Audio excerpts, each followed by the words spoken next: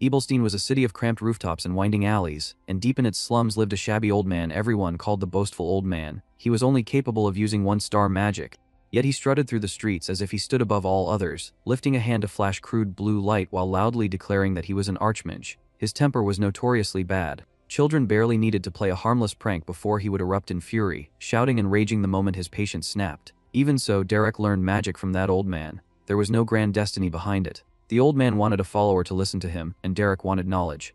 Night after night, beneath dark trees and beside a small fire, the old man would sit across from him, raising a finger as he lectured and hammered lessons into his head. The flames crackled between them as time passed quietly, seasons changing one by one. Bare branches and cold winds eventually gave way to fresh green leaves and warmer days, and watching slowly turned into practice. In a clearing, Derrick knelt and focused on steadying his breath. He pressed his hands against the ground as a faint blue aura gathered around his body. Sweat slid down his face as the flow inside him finally began to move the way the old man had described. The old man stared in disbelief, his eyes widening, and he says that Derrick has grasped the flow of mana before trailing off, as if what he was seeing made no sense to him. The pressure grew heavier. Derrick's vision sharpened, his red eyes reflecting the swirling blue surge as mana screamed at the edge of control. He forced it into shape, pushing it outward. Energy burst from his hands in a violent arc, becoming a blazing blue strike that ripped through the air. The light slammed into a nearby surface with a sharp impact, scattering sparks and dust as it carved in with overwhelming force. Behind him, the old man froze, utterly stunned by what he had just witnessed. And so, while doing endless chores for the old man and enduring his constant demands, Derrick continued training. In just 1 year, he became a one-star mage. At night, the old man would drink and speak as though the world had already decided everyone's limits. He says that beyond the northern walls of Ebelstein, noble children reach 3-star levels before their coming-of-age ceremonies. He says that someone lowborn like Derrick, with common blood, could train for an entire lifetime and still never reach that height. He warns him not to grow arrogant and insists that Derrick's pitiful talent would hit a wall at 2-star, forcing him to give up. The old man never tired of preaching about bloodlines. He says that magic is determined by blood, and he insists that effort means nothing in the face of it. Derrick listened quietly, chewing on plain bread as the same argument circled again and again, drawing an invisible wall between nobles and commoners. At times, Derrick wondered if the old man spoke that way because he himself carried regrets for things he could never achieve. That night felt especially long. The old man fell asleep near the dying fire, and Derrick remained awake behind him, staring into the darkness as the embers slowly faded. Rain poured down in heavy sheets, drumming over everything until the world turned cold and gray. When he returned the next day, the old man was dead. The body lay sprawled in the rain, covered in bruises from a brutal beating. Derrick stood over him as water soaked his hair and sleeves, assuming at first that the old man had picked a fight and been beaten somewhere. Later, he learned the truth. Guards had beaten him after catching him trying to steal a 2-star magic book from a warehouse. Derrick kept wondering why an old man who constantly spoke of limits and bloodlines would do such a thing. No one had an answer.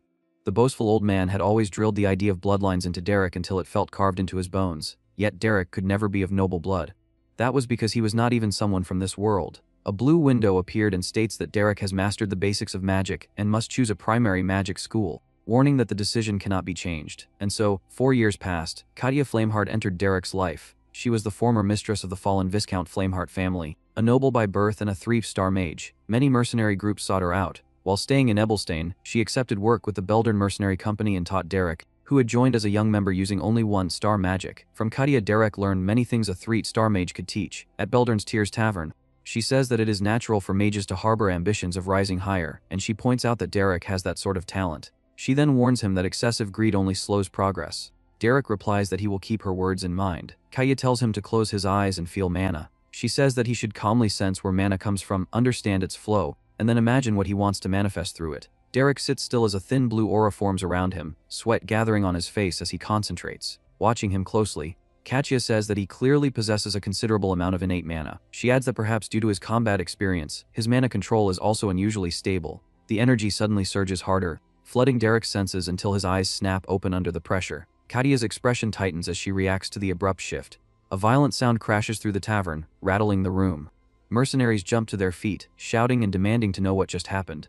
Someone yells that it might be an attack and orders others to check outside. Derrick stares at his hands as faint vapor curls around them, then he looks up sharply and calls out for his master. Katia grips Derrick's wrist and orders him to stay silent and simply follow her. Outside the tavern, armed people in the street tense up, and one of them mutters that they definitely heard an explosion, then warns everyone to look carefully because it was unmistakably an explosion. Katia leads Derrick through the narrow alleyway toward the orange glow ahead, and Derrick calls for his master, uneasy. Katya turns back with a hard look and tells Derrick to listen carefully to what she is about to say. Derrick answers that he understands. Katya explains that nobles are extremely sensitive about their privileges, and she says that magic is the greatest privilege of all. She adds that innate power is treated like a blessing, but only when it belongs to nobles. She says that it is very rare for commoners to reach the 3-star level, and when it happens, it is usually because they devoted their entire lives to magic. Katya then points out what Derrick just used and states that it is a 2-star illusion spell called auditory hallucination. Derrick stays still, sweat beading as he absorbs her words. A notice flashes and Derrick's vision access to 2-star magic is unlocked. 2-star magic auditory hallucination is acquired. Derrick recalls that because of that moment, at age 14 he became a 2-star mage. Afterward, Katya keeps taking him along and teaches him various spells, and sometimes she also tells him stories about the high society she once moved through in her noble days. Time passes like that for a year, until Katya finally has to leave. The Count Elvester family had appointed Katya as a private tutor. The family stood under Margrave Elvester, a figure even the Grand Duke of the capital could not treat lightly, making the offer impossible to refuse. Becoming a magic instructor for a noble house of that standing was a tremendous opportunity. Before she left, Katya gave Derrick a 2-star magic book as a gift. A blue window appears and states that he has acquired a magic list. It records combat magic as mana arrow full power and manifestation fireball, conversion magic as light creation, illusion magic as sound barrier and auditory hallucination, summoning magic as guide fairy, and detection magic as direction sense. Derrick sits alone, the book resting in his hands, his head lowered as he continues studying and engraving its contents into his body. Another year passed, and Derrick taught himself 2 additional 2-star spells. At just 16, he tells himself that he has no intention of stopping at this point. Back at Beldurn's Tears Tavern, a broad-shouldered man leans over the counter toward him and says that they finally have a proper job after a long dry spell. Derrick asks what kind of job it is.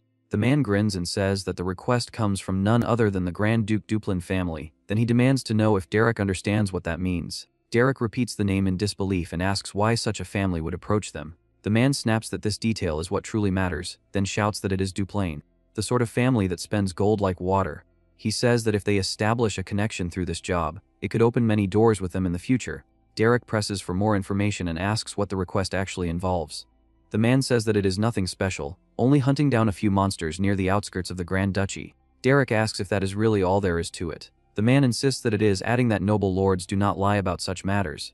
Derrick frowns, rubs his chin and sighs that something feels off, questioning why a family as powerful as Duplain would rely on mercenaries to deal with monsters. Derrick stands and says that he will not take the job, telling the man to find someone else.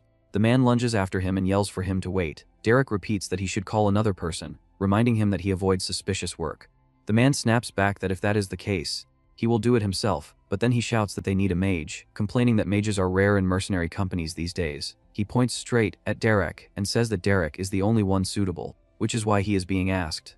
Derrick lowers his gaze and says that he does not understand why a mage is necessary just to hunt a few monsters, adding that he would rather not get involved without reason. The man barks again and thrusts out a single gold coin, shouting that it is 1 Adel gold coin, then quickly clarifies that it is not the full payment, but merely the down payment. The coin rests in Derrick's palm as his expression hardens. Soon after, a group arrives, an older man wearing a monocle with a neatly groomed mustache, a well-dressed woman at his side, and a hooded woman whose face remains hidden in shadow.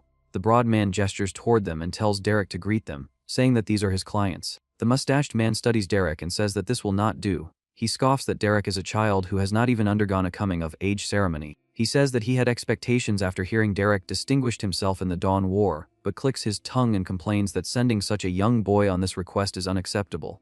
The broad man waves his hands frantically and argues with urgency, insisting that Derrick is the real deal and claiming that he is the most capable mage he knows.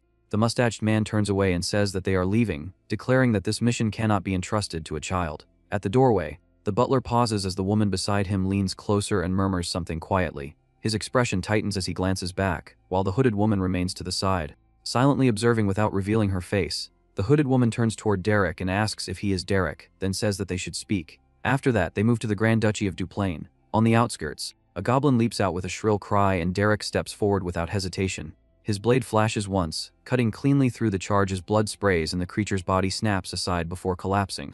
Another goblin attacks from behind, but Derrick twists away and strikes again, dropping it before the blow lands. As more rush in, blue mana crackles around his body and lashes outward in sharp lines, binding the goblins in place. Electric light fills the air as their limbs stiffen and their movements stop one by one. Derrick glances over his shoulder and says that it is finished, addressing the dispatch officer. The man folds his arms and says that he understands. The hooded woman's lips curve slightly as she says that Derrick captured all of them very quickly. Back at Beldurn's Tears Tavern, A blonde woman erupts in anger and shouts that Derrick has become a noble's dog, calling his name as she storms forward. She tries to climb onto a table, and the broad man panics, telling her to get down and warning that there are customers present. She snaps that even if they are shabby commoners, they should not debase themselves by serving nobles. She demands to know how much the job paid, accusing Derrick of throwing away his pride to crawl between a noble's legs.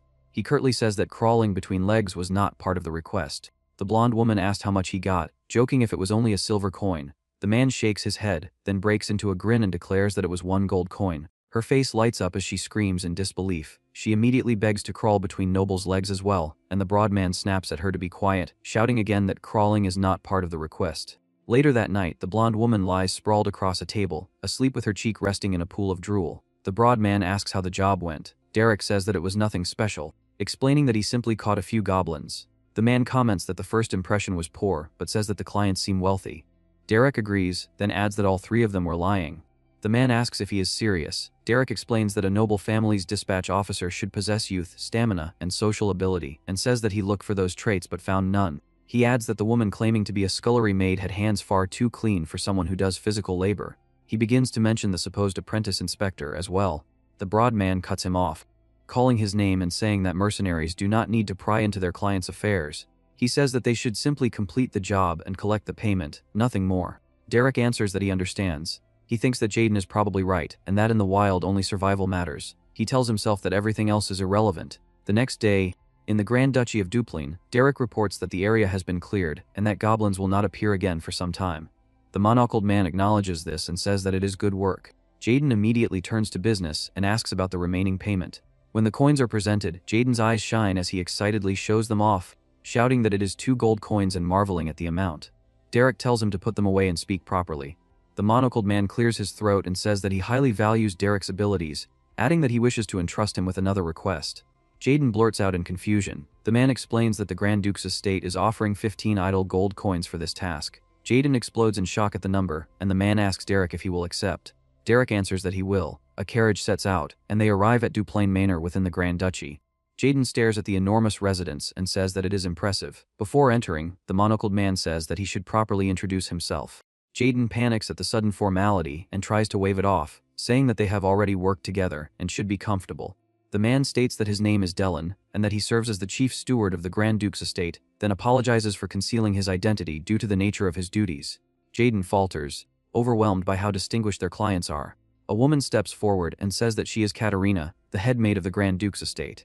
Jaden hurriedly introduces himself afterward, saying that he is Jaden, leader of the Beldern Mercenary Company. Derrick watches in silence, thinking that they were never a dispatch officer and a scullery maid, but the chief steward and the head maid. He tells himself that he expected as much, though their ranks are higher than he imagined. The hooded woman approaches, her dress brushing against the stone floor as she walks. Derrick looks toward her and begins to piece everything together, thinking that if this is the case, then she must be. The hood is drawn back, her hair spilling free as she reveals herself. She says that she is Iselin Eleanor Duplain. She states that she wishes to appoint Derrick as the magic tutor for her younger sister, Diella. Iselin Eleanor Duplain, the eldest daughter of the Duplain family, meets Derrick's eyes as she makes her request. The Grand Duchy of Duplain's residence rose in pale stone and sharp spires, servants and guards moving in quiet order beneath the open sky. Inside, Raig hurried into an office and calls for his father and for Valerian to look at something. The man behind the desk glares and asks what Raig thinks he is doing, telling him to conduct himself with dignity. Raig snaps back that the one who needs dignity is not him but Diella, saying that she has gone too far and is now even laying hands on the people he hired. A maid trembles nearby with tears in her eyes.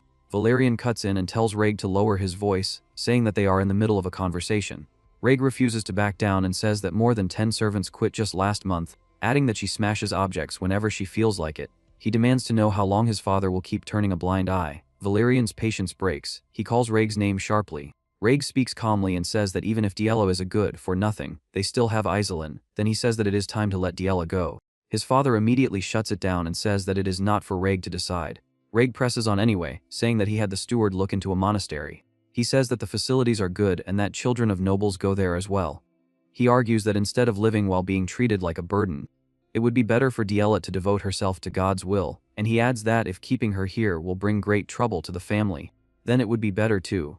His father moves in an instant and seizes him, forcing him down with crushing pressure. He says that he believes he already told him that it is not Raig's decision to make, and he repeats Raig's name like a final warning.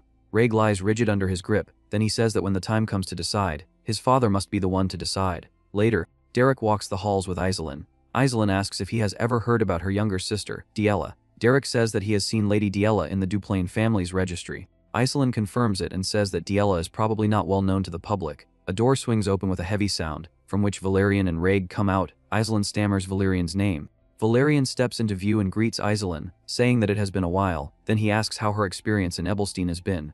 Iselin answers that thanks to his care, she has been living comfortably. Valerian glances to the side, notices that Raig looks hurt, and says they should catch up later. Iselin says that she understands. Derrick watches silently, his gaze sharpening as the pieces settle into place. Valerian stands beside Raig, pressing a cloth to Raig's head as if wiping away sweat or calming him down, and both of them stare forward with restrained faces. Derrick watches from the side, his red eyes narrowing as he notices the tension in the room. A maid stands a short distance away, hunched and shaking, covering her face with her hands as she cries. In the Grand Duke's office, he sits with composed posture and says that he is relieved to hear she has been doing well in Ibelstein. She says that it is all thanks to her father. With a gentle smile, she introduces Derrick as the magic tutor she brought from Ibelstein, explaining that he said he would take charge of Diella. The Grand Duke studies Derrick and says that he understands. Iselin rises and says that since her father seems busy, they will take their leave. She turns to go, and Derrick follows half a step behind her, but the Grand Duke calls out and orders Derrick to stay behind. Derrick pauses at the threshold, glances back with a guarded expression and falls silent. The Grand Duke continues working at his desk, pen moving across paper. Then he looks up and comments that Derrick is quite young, confirming that he is 16. Derrick answers that yes. The Grand Duke asks if Derrick can handle magic to some extent. Derrick replies that he can use a bit of one-star magic. The Grand Duke chuckles quietly and says that Derrick has no reason to lie. He adds that humility does not always come off as a sign of virtue. Derrick keeps his face still, but he thinks that the Grand Duke's name carries weight, and he concludes that humility will not work on a 5-star mage. Derrick says that he apologizes if he came off as disrespectful. The Grand Duke says that it is fine, and he says that he knows why Derrick carries himself that way, warning that being too talented can end up eating away at a person. He then says that judging by Derrick's age and attire, he does not look like someone suited to be a magic tutor. Derrick answers that he is a mercenary. The Grand Duke says that since Iselin chose Derrick, he will not pry any further. He grants Derrick entry to the annex of the residence where Diella lives, and he orders that a maid guide him, telling him that he may go now. Derrick stops and asks to request one thing. The Grand Duke tells him to proceed. Derrick says that he is a mercenary, and if he takes a commission, it is his duty to see it through. He states plainly that Lady Iselin commissioned him, so that Lady Diella may learn magic and enter high society as a proper noble. The Grand Duke responds that Derrick is merely spelling out the obvious. Derrick says that he is doing it because he has an earnest request to make. The Grand Duke's expression shifts with quiet curiosity. Elsewhere in the residence, a plate is thrown, crashes and shatters on the wall, fragments skittering through the room. A maid recoils with a scream and collapses into a trembling bow, saying that she is sorry and apologizing sincerely to Miss Diella.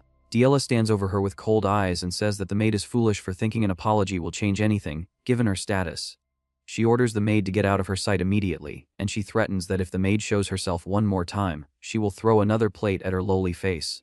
In the waiting room, a cup and saucer sit untouched on the table as Jaden blurts out why Derrick of all people was chosen, insisting that magic tutors should have been lined up in front of Duplain, and that a commoner would have difficulty working as a noble's magic tutor. Iselin lowers her gaze and says that she thinks she tried almost every famous magic master on the entire continent, but in the end they all gave up. She says that is why she opted for someone who can use magic but is under desperate circumstances.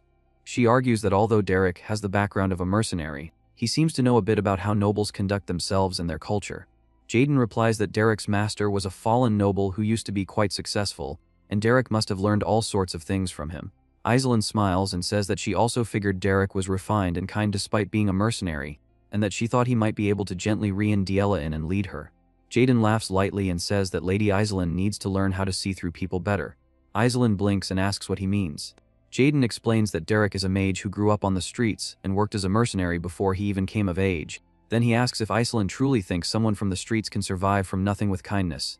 Iselin's expression tightens, but she stays silent. After that, Delin and the maid escort Derrick down the corridor. Derrick walks ahead with a calm face and lowered gaze, stopping at a tall door. He raises a gloved hand, hesitates for a brief beat, then knocks. He listens, then reaches for the handle and opens the door. Derrick steps inside and greets the person within, introducing himself as Derrick and asking to be excused for a moment. A girl sits in a chair near the bright window and tells him to come closer. She turns enough for her hair to catch the light, and she is revealed as Diella Catherine Duplain, the second daughter of House Duplain. Derrick takes a step toward her, cloak trailing behind him. Diella's lips curl as she watches him approach. In the next instant, A splash erupts, cold water arcs through the air and slams into Derrick's face and chest, soaking his hair and cloak. He stiffens under the impact, droplets running down his jaw as he exhales without a word. Diella clasps a hand to her mouth and says that this is horrible, pretending surprise as she claims she thought some sewer rat had come in. She asks if Derrick is the mercenary the Grand Steward mentioned. Then she tilts her head and says that looking at him again, maybe he really is a sewer rat. She plants a foot onto a chair and climbs up, looming above him in her red dress. She spills another bucket on him and says that she prepared it for him, asking if it brings back memories of his hometown. She says that being drenched in gutter water suits him much better. Water continues dripping from Derrick's hair and lashes as he stands motionless, eyes lowered, saying nothing. Diella glances at the emptied container and complains that she ran out of water, calling it a shame and saying this is disappointing. Derrick finally raises his eyes slightly, and Diella's expression shifts as she lets out a small. Diella's expression twists as Derrick's eyes lift toward her. She kicks him down and she snaps that he has no right to look at her. Diella stands over him in her red dress with her chin raised. She takes off her shoe as she mutters in disgust and says that he stinks, covering her nose as she looks at the water dripping from him. She throws her shoe at him before she plants herself in front of him and tells him to know his place, calling him a sewer rat. She mocks the idea of someone like him teaching her, and she says that the streets clearly did not teach him any common sense. Elsewhere, the Grand Duke's office sits heavy with books and documents, sunlight spilling across the desk. The Duke recalls the earlier meeting.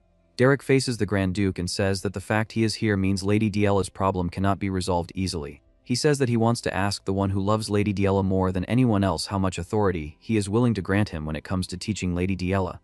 The Grand Duke listens in silence, his gaze sharpening as the request lands. Back in Diella's room, the air snaps with a sudden impact. Diella's head jerks, her cheek flushing as shock floods her eyes. She drops to the floor, stunned, one hand rising toward the place she was struck. Derrick stands above her in cold shadow, his cloak hanging heavy and his red eyes unmoved. He looks down at her and tells her to get up. 3 years ago.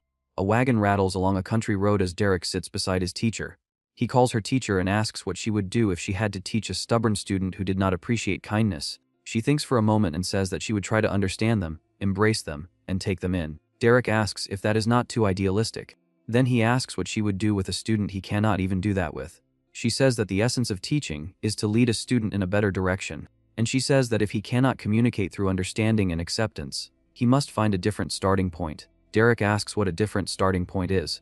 His teacher answers that it is by carving fear into them. Back in the room, Diella's eyes widen as Derrick moves. A sharp impact snaps through the air, and Diella's cheek flushes as she drops to the floor, stunned and clutching her face. Derrick stands over her and says that she will treat others with consideration and respect. He warns her not to make him say things twice, and he orders her to get up. Diella pushes herself up with shaking anger and swings at him, her strike thirding into his cheek. She trembles and screams that how dare the likes of him, and she starts shouting that he dares lay a hand on, only to get bitch slapped again. Derrick looks down at her and says that he will not make her say things twice either. He repeats that when she deals with others, she will do so with consideration and respect. Diella's lips twitch into a disbelieving smile as she lets out a small, confused sound. Then she whirls and screams for the Grand Steward, shouting that this lowborn dared to put his hands on a young lady. The Chief Steward rushes in with maids close behind. He calls out to ask if Lady Diella is alright, then he glares at Derrick and demands to know what he thinks he is doing. He shouts that Derrick dared to lay a hand on the young lady and warns that if the Grand Duke finds out. Derrick calmly raises a sealed document and says that His Grace has granted him full authority over all of Miss Diella's education. He adds that His Grace has permitted him to employ whatever method he chooses. The Chief Steward stammers as he reads, and Diella stares up at the paper in shock. Night falls over Duplain residence. Ray grabs Valerian's arm in the corridor and pleads for him to calm down, but Valerian storms forward and shouts that so Derrick is the mercenary. Derrick sits waiting inside silent, eyes lifted only slightly. Valerian lunges in rage and screams how Derrick dares hit Diella, and Ray clings tighter and begs him to put that down and talk. Derrick turns his head and says that it is something His Grace permitted. Ray forces Valerian back and says that Derrick is a guest Iselin brought, warning that if Valerian acts like this, it will harm Iselin's position. Ray adds that their father allowed it too. Valerian's jaw tightens as he swallows his fury. Valerian points at Derrick and orders him to come with him. He snaps at Ray not to interfere and tells him to go attend to his own matters. Ray walks with Derrick and says that he heard what happened, and he says that Diella does need a beating before she comes to her senses. He tells Derrick not to worry, saying that Valerian will not go too far. Derrick glances back over his shoulder as he walks, his red eyes steady and unreadable. Ahead of him, Valerian continues down the corridor, and Ray watches them go from behind. Ray mutters that he does not know why Valerian is protecting that hopeless one. In a dim space lit by a narrow beam, Small Doll sits rigidly on the floor. Valerian stops at a closed door and tells Derrick to come in. Inside, he says that this is the room Diella used when she stayed in the main house, and that it has been left like this ever since. Derrick steps into the cold, quiet room and looks over the canvases and the scattered traces of paint. Valerian says that Diella used to love drawing. He says that every time she asked him to look at her drawings, her face would turn red, and that she was so adorable. He adds that she never finished a drawing, and that most of the time she would leave a blank space and only draw the parts she liked. Valerian pauses, then says that he is sorry about earlier, admitting that he got emotional and apologizing for it. Derrick answers that he does not need to worry about it. Derrick looks at the unfinished paintings and asks why Valerian brought him to this room. Valerian says that he wanted to show Derrick that Diella was not a child who deserved to be despised or beaten, but that at some point she started obsessing excessively over bloodline. He says that in the end she was driven out of the main house and locked away in the annex. He cannot even guess what turned her into that. Valerian says that they have to stop her from being sent to the monastery. He says that if she learns even one star magic, he will be able to persuade their father somehow. He grips Derrick's shoulders with desperation and begs him to please save Diella. Derrick freezes mid-breath and says that he should wait. He flips open a book and says that she did not completely give up on magic, judging by all the notes in the margins of these books. Derrick points toward the stacks and asks if the books over there are all theory books from the School of Regulations. Valerian answers that yes, and says that is right, because nobles learn from the School of Regulations. Derrick closes the book slowly, eyes narrowing in thought. Then he says that he will give it a try. Night settles over the annex. Diella lies asleep in bed, her hair spread across the pillow, breathing slow and careless. Derrick stands over her with a bucket in hand and tips it without hesitation. Cold water crashes down and Diella jolts awake with a scream, thrashing under the drenched sheets. Derrick looks down at her and asks if she is seriously falling asleep right now. Diella gasps, blinking through the shock, and chokes out what is happening, then demands to know if he is out of his mind. Derrick grabs hold of her and says that she needs to come with him for a moment, because there is somewhere they need to go. Diella fights against his grip and screams for him to let go, shouting that he has no right to touch her and demanding to know if he is crazy. Diella screams that it hurts and orders Derrick to let go, insisting that she is not going with him. In the hallway, maids watch as she shouts at Derrick to stop, calling him a lowborn and demanding to know what he thinks he is doing.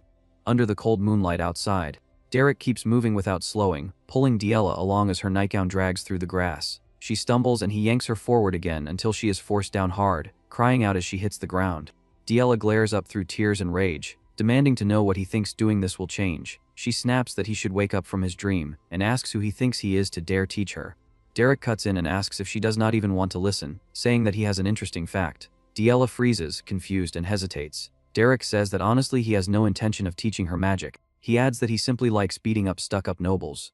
Diella jolts and asks what he just said. Derrick asks if she does not agree, saying there is no reason for someone from the bottom to like nobles. He says that this tutor nonsense is only an excuse to beat up arrogant, high and mighty nobles like her. His hand closes around the hilt at his waist, and the blade shifts as if he is ready to draw. He asks if she knows how beautiful the screams of those oh-so noble people are. Diella's breath catches as she asks if he thinks he will be safe after doing something like this.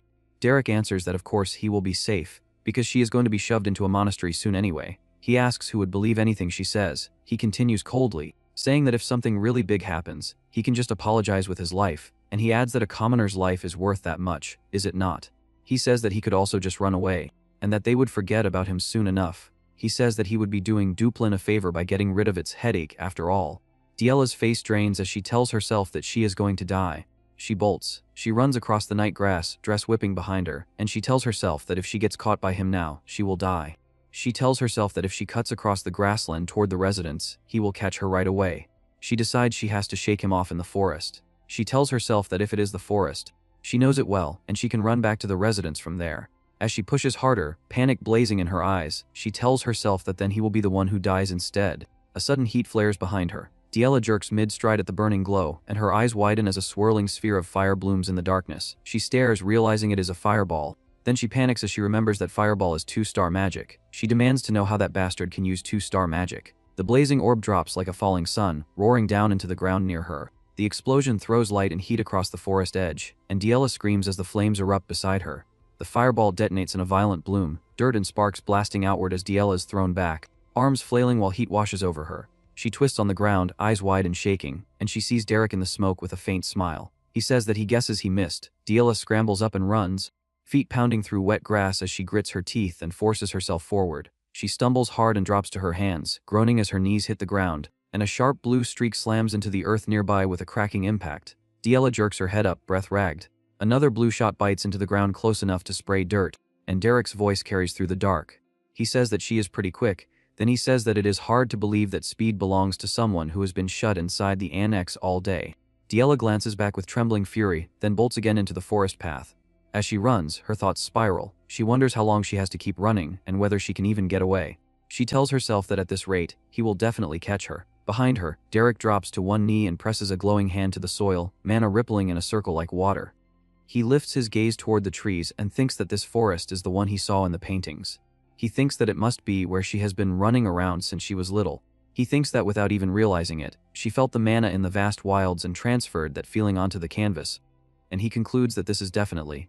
Diella suddenly whirls back with a ragged scream, raising a heavy rock over her head and bringing it down with all her weight. Derrick quickly draws his sword and slashes the rock with a quick slash. Diella freezes, eyes blown wide at the failed blow. Derrick steps forward with his sword lowered at his side, and says that he will admit her spirit is admirable, adding that knowing it would be hard to shake his pursuit, she chose to strike back instead, and that could not have been an easy decision. Diella pants on hands and knees, shaking as she tries to lift herself. Derrick looks down and says that she does not even have the strength left to run anymore. He raises the blade and points it toward her and asks if she has any last words. Diella lets out a strained, bitter laugh. She says that he must be joking if he thinks she is going to apologize, and she says that unlike lowborns, she does not grovel. She tells him to just kill her. Derrick lowers his blade slightly and asks why she is so obsessed with bloodline. Diella's shoulders shake as she turns away, then she asks what she would have left, saying that if someone takes away her great bloodline, what does she have left? She curls into herself and chants that it is magic, repeating it like a desperate prayer. With tears running down her cheeks, she cries out and asks if he thinks she never tried. She bends forward, nails digging into the dirt, and says that no matter how hard she tries, it still does not work. She says that if she gets weeded out of everything, magic or painting, then if she falls behind in everything, she will lose everything. She whispers again that if even bloodline is gone, then what is she, and she breaks down with the question hanging. Derrick watches in silence. Mana flares along his sword. He lifts it high, blue light crawling over the steel, and he says that he has heard enough. He says goodbye. The blade swings and a sharp blue arc tears through the air. In the next instant, jagged ice erupts from the ground around Diella, blooming upward into a crystalline cage. Diella freezes, eyes widening as cold light surrounds her, and she stares at her own hands as if they no longer belong to her. She trembles and mutters that it is magic. Derrick lowers his sword and places a hand over his chest, then he says that it is good work, Lady Diella, and asks her to pardon his rudeness. He says that it may not be something she could truly call magic if it is just a manifestation of mana, but he says that she still did it. Diella's breath catches in her throat, and a strangled sound escapes her. The cold bites deeper, panic floods her face, and she screams until her voice cracks inside the glittering ice. Later, under the moon, Derrick sits with her in the forest and says that it means she is from the School of the Wild. Diella repeats it in disbelief and asks what the School of the Wild is.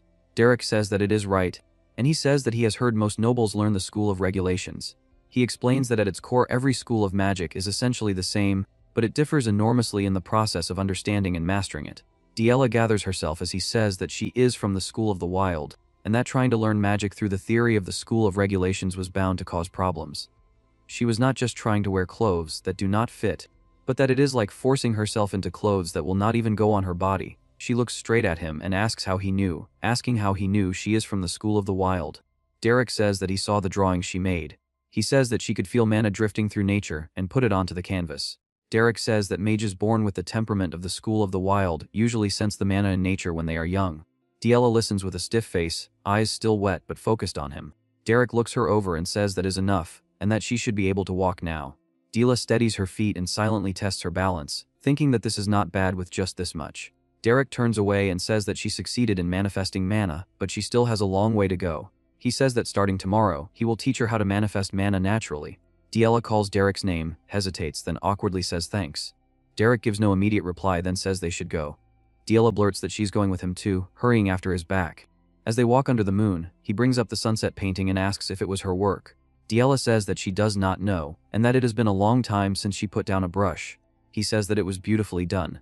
Diella's expression softens as she says that it was her masterpiece, and she adds that he is the first person who realized it was finished. Morning light pours into the room. Diella bolts upright in bed, then raises her hand and tries to gather mana again. A faint swirl forms at her fingertips, and she mutters that this is hard. Outside, a maid approaches with a bucket. As the door opens, startling the maid into a scream as the bucket jolts and the water sloshes onto Diella's pajamas.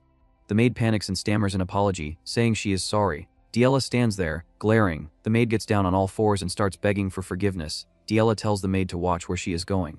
The maid freezes, confused by the lack of punishment, and crawls back in shock. Other maids gather and ask if she is okay and whether she was hit. The maid says that she is fine and that Lady Diella only told her to be careful. Someone murmurs, unable to understand what happened after Lady Diella went out last night, while Diella walks away down the hall without looking back. Derrick sleeps, face half buried in his pillow, until loud knocking and a sharp voice call his name again and again. He groans and sits up, rubbing his eye, and asks what it is. Dylan stands with Diella and warns her to mind her manners, saying this is inappropriate. Diella demands that Derrick teach her how to handle the mana she manifested.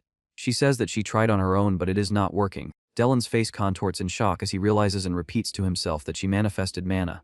Diella insists that Derrick said he would teach her today, so he should hurry up and teach her. Dylan tells her to come back in the afternoon and leads her away. As they leave, Dylan mutters with teary relief that Lady Diella finally did it. She clicks her tongue.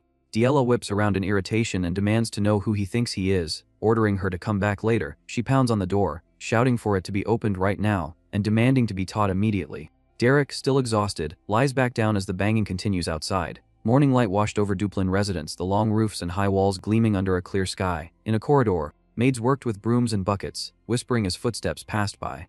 One maid asks if the other heard the rumor, saying that people were saying Lady Diella did not break a single plate. The other maid agrees excitedly and says that she splashed water that morning and did not get hit for it. The first maid leans closer and adds that they were also saying Lady Diella manifested magic, and the other maid gasps and asks if that is serious. A sharp set of steps stops near them. Raig turns, his face tightening, and he asks what they just said. Not long after, the Grand Duke sits behind his desk, pen moving as papers pile neatly nearby. Raig and Valerian sit across from him, the air heavy with restraint. The Grand Duke repeats the report with a measured tone, asking if Diella manifested magic. Valerian answers that yes and says that he asked the head butler and the servants repeatedly. The Grand Duke calls it a relief. Raig does not relax. He says that they should not jump to conclusions just because she manifested magic. Valerian snaps at Raig by name, saying that his sister manifested magic and he should be praising her. The Grand Duke falls silent, eyes unreadable as he continues writing. Raig reminds them that they remember everything she has done up until now. He insists that a result as small as this should not be enough to brush aside sending her to the convent.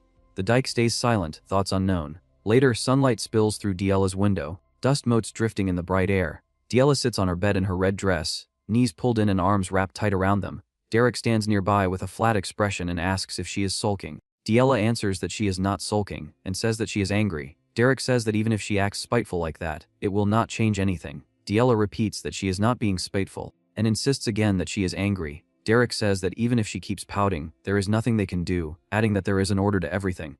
Diella whips around, face red with fury, and shouts that she is not pouting and that she said she is angry. Derrick stares at her in silence. Diella grinds her teeth, then forces the words out and says that fine, they can say she is pouting. Derrick tilts his head slightly, confused by the sudden shift. He drags a chair and sits with a book in hand, warning that just because she manifested magic does not mean she can go around using it, or it will backfire. He says that he is saying it because he has been through it. He adds that rest is just as important as learning, and tells her that she has rested enough, so now she needs to study. Diella folds her arms and scoffs, saying that of course the stuffy magic teacher would say that, and she sarcastically announces that the stiff lecture has begun. The room darkens under Derrick's gaze, his red eyes sharpening as pressure seems to fill the air. He asks if he should teach her in a way that is not stuffy. The memory of last night's fireball flashes in Diella's eyes, and she flinches hard. She hastily backs down, huffing that she will forget it. Derrick lets the tension drop and raises his hand, calm again. He says that today they will practice magic manifestation. He explains that once she can freely use magic manifestation, she will be able to learn one-star magic before long. He says that the School of the Wild has no rigid system, so it is ideal for self-study, and that it pursues far more freedom than the School of Regulations. Then he adds honestly that she actually suits the School of the Wild quite well. Diella's scowl falters. She stares at him with a guarded frown and asks what he is talking about. Derrick looks Diella in the eyes and says that it is exactly what it sounds like. He says that her free, spirited nature has good compatibility with the School of the Wild. He adds that on top of that, she was born with Duplin blood, so she is overflowing with talent. Diella's eyes widen and she stammers, asking if he is saying she is talented. Derrick confirms it and says that if she can conjure up an ice wall the instant she manifests, then she is certainly overflowing with talent. Diella's face lights up in shock and she asks if that means she is some kind of genius. Derrick says that having talent and being a genius are clearly different things. Diella snaps back that they are the same thing. Derrick tells her they are different, and she huffs, then says fine and sarcastically calls herself amazing before asking what is next. Outside, Raig hears their talk drifting through the garden and clicks his tongue in irritation. The next day, Diella rushes to Derrick and says that she can do magic manifestation now, but she cannot get the direction right. She demands that he look, holding up swirling mana. The day after, she says that she tried imbuing it with cold, but something feels off. Derrick sits at the table with spellbooks open, spoon in hand, and listens while reading. Another day later, she chases him through the hall again and says that she can feel the magic, but the sensation is weird. Derrick keeps walking without looking up, still absorbed in his notes. Next day, at sunset outside near a tree, Diela storms up yet again, calling Derrick's name and demanding to know what he is doing there. She scolds him and says she told him to stay near the annex. She asks if her father lent him those spellbooks so he could slack off, and he says yes, he lent them to him for that purpose. Diela glares, then grabs his sleeve and says she succeeded at letting the magic flow out like he said, so he should hurry up and check it. Later, Valerian stands in a bright room with his hands behind his back when the door opens and Derrick asks if he called for him. Valerian tells him to take a seat so they can talk, then asks how Diela has been lately. Derrick says that she has made quite a bit of progress, but learning one-star magic will likely take a bit more time. Valerian says that he understands. He says that his mother, who went to a social gathering, will probably return sometime next week, and he warns Derrick in advance that she is not someone he can take lightly. He says the people in the estate are fine, but that nobles by nature do not like commoners holding key positions, and he asks if Derrick knows that too. Derrick says that he will keep it in mind and asks if that is why Valerian called him. Valerian pauses, then says that he is the next head of House Duplain, and that means it is a position where he embraces and includes the members of their house. He says that to do that, he must be sincere with every member, but that it is really difficult because a person's heart can be so deep and profound. He says that it would be nice if everyone's thoughts and values were the same, but that is not the reality. Derrick asks what Valerian is trying to say. Valerian admits that Diela will not play with him. Derrick. He says that he still vividly remembers how she used to welcome him with a smile when they were little, and he asks where he would find another angel like that in the world. He then asks Derrick if there is some kind of way, a way to win Diela's favor. Derrick asks why Valerian is asking him that. Valerian replies that is because he is the only one Diela follows around. Outside somewhere in the estate, Diela shouts for Derrick again, demanding to know where he went as she searches. Before my boy could leave, Valerian stops him again and insists Derrick look at something first. He says that he learned how to make dolls from the maids, then asks what Derrick thinks. He presents a stitched doll dressed like Diela and proudly asks if it does not look exactly like her, then asks if Derrick can feel his big brother love from it. Derrick stares at it coldly and asks if Valerian is trying to curse someone. Valerian flinches embarrassed and says Derrick is completely useless for this sort of thing. Not long after, Derrick stands in the manor while servants and attendants gather. A refined woman approaches with a practiced smile and says she has heard a lot about him, and that they found a very capable magic teacher. She introduces herself as Morella Dibel Duplain. She says that if it would not be an inconvenience, she would like to send him a gift from her territory. Derrick answers that he is not affiliated with any house. Morella asks what he means. Derrick says that he is a commoner. Morella recoils, eyes widening, repeating in disbelief that he is a commoner. 1 week earlier, a carriage had arrived at the Grand Duke's residence. Aceline told Derrick that she was glad they brought him there. She said that as Diela's older sister she wanted to stay by Diela's side longer, but she had a lot to take care of in Ebelstein, so she was leaving Diela to him. Derrick answered that he understood. Jaden later clapped Derrick heavily and teased that trusting him with her sister sounded lifeless, then told him to wrap things up quickly and come back, warning that if Pelline found out, she would make a huge fuss again. He said he was counting on Derrick. As Derrick stood near the carriage, Aceline suddenly covered her mouth and said she completely forgot. Jaden asked what she meant. Aceline said her mother would be returning next week, and she forgot to give Derrick a heads up. Jaden asked if that was something he needed a heads up about. Aceline hesitated and, in her thoughts, admitted her mother was a little hard to describe, like a god of anger. Back in the present, the doors to the Grand Duke's office opened with a heavy presence. Morella strode in and demanded to know why a commoner was Diela's teacher and what that was all about. The Grand Duke calmly said that he could hear just fine, so she should lower her voice. Morella snapped that lowering her voice was not the problem, and insisted that it was Diela, their beloved youngest daughter. The Grand Duke addressed Morella by name and said that, as she knew, he did not exactly like appointing commoners to positions. But every teacher with a good bloodline threw up their hands and gave up. She demanded to know how he could take in someone who used to roll around in the mercenary world. The Grand Duke stated that finding a decent magic teacher was not easy, and added that Derrick was recommended by Aceline. Morella bristled and insisted that even so, there had to be a certain standard. Morella says that they have her younger brother, Flam. She says Flam was busy last time, but it is different now because Diela manifested magic too, so if Flam comes and teaches her.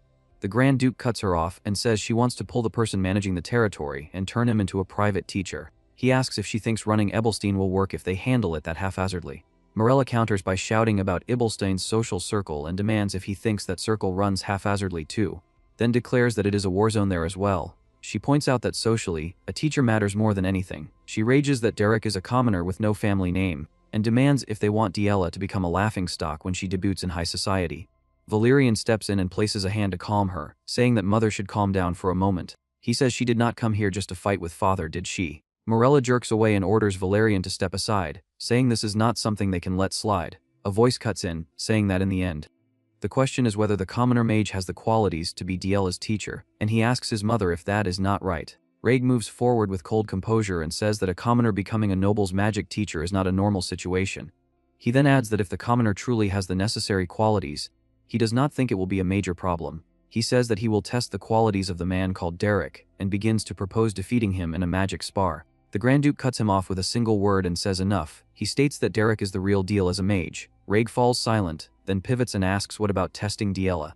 He argues that if Derrick is such an excellent teacher, then Diela, who received his instruction, must have achieved excellent results as well. He says he will personally spar with Diela and verify her results. As they exit the office, Valerian calls Raig's name sharply and demands what on earth he is thinking by suggesting a magic spar. Raig does not soften. He asks if Valerian truly believes Diela has turned over a new leaf, and whether he has forgotten what she has done. Valerian insists that even so, she is their only sister, and they need to hold her close and protect her.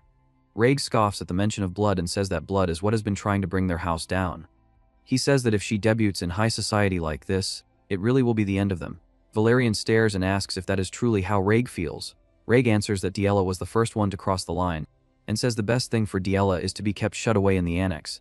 Early the next morning, a bird flutters outside the window as Diela storms into Derrick's room, shouting his name. Derrick looks up from an open spellbook and asks what it is so early in the morning. Diela slams down the spar notice and says that if she loses this magic spar, he is fired. Derrick replies that he heard. He adds that young Master Raig is already a seasoned 1-star mage, so it will probably be difficult to win. Diela explodes and demands if that is all he has to say, shouting again that he is going to get fired. Derrick stays seated, holds the rolled document calmly, and says that he is a mercenary. He says that he does the job he is hired to do, and he takes the pay that comes with it, and that is all. He adds that he has already been paid more than enough. Diela's anger falters into confusion, and she asks if he really means that.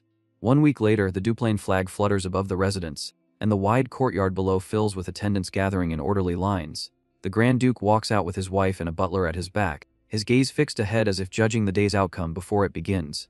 Derrick stands waiting with his cloak drawn close, and he says that the Duke has come. Derrick adjusts the front of his cloak without a tremor. Watching him, the Grand Duke thinks that Derrick does not look nervous at all, and he wonders if that means Derrick is confident. The Grand Duke thinks that Derrick has a certain nerve in a situation like this, and he decides that this is not someone they should underestimate yet. Boots approach with measured steps, the hem of a cape swaying, and Raig advances with a cold expression. Raig thinks that this will not be a simple magic spar, and he swears that today he will break Diela completely. He thinks that he will make her regret the past down to her bones. Diela walks in wearing a red hood, her small steps controlled but tense. She recalls last week when she looks up at Derrick and asks if he really means what he said, that he does not care what happens as long as he gets paid. Derrick answers that she has probably noticed too, but her magic growth has already gotten on track. He says that she cannot use 1-star magic right away, but it will not take that long. He adds that the reason is simple: she was born with Duplain blood. Diela flinches at the mention of blood and demands to know why he is suddenly saying that. Derrick asks if he did not tell her before. Then he brings up the School of the Wild and says that it is a school that focuses on self-study rather than passing things down.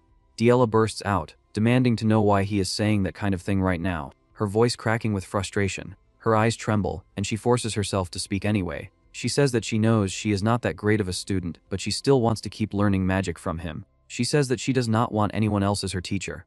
Derrick stays silent for a moment, his back half turned, the wind tugging at his cloak. Then he tells her in advance that he does not know the etiquette or rules for nobles' magic spars, and he admits that he has never done one. He says that even so, he can teach her how to win in a fight, and he asks if she wants to win. A dark memory resurges around her, murmurs coil through the crowd like smoke. People whisper that it looks like Lady Diela does not have any magic after all, and they sneer that even that famous teacher gave up on her. Someone wonders how something like her could come out of Duplain, and another mutters that Duplain's past its prime, and that is all. Several voices complain that the little thing only knows how to cause trouble, and they speculate that the Grand Duke must have a lot on his mind. Others say that at least there is Lady Eislein, and one voice spits that his child is the one who will bring him down. Someone finishes by saying that it is better not to give birth to something like that. Diela hears it all anyway. Tears cling to her lashes, but her stare hardens as she looks Derrick in the eyes. She answers that he should make her win. Back to the present, Diela steps forward. Diela did not come there as Raig's younger sister, much less as the youngest of House Duplain. She stood there only as Derrick's student and a mage. The Duplain crest flutters over the estate. Lady Diela steps forward in a red hooded cloak, facing Raig with sharp green eyes. The butler clears his throat and says that they will be applying the sparring rules used by the high-rank mages of the Ibelstein Kelbram Salon. He adds that whichever side triggers General Pelham's protective magic circle first will be declared the loser.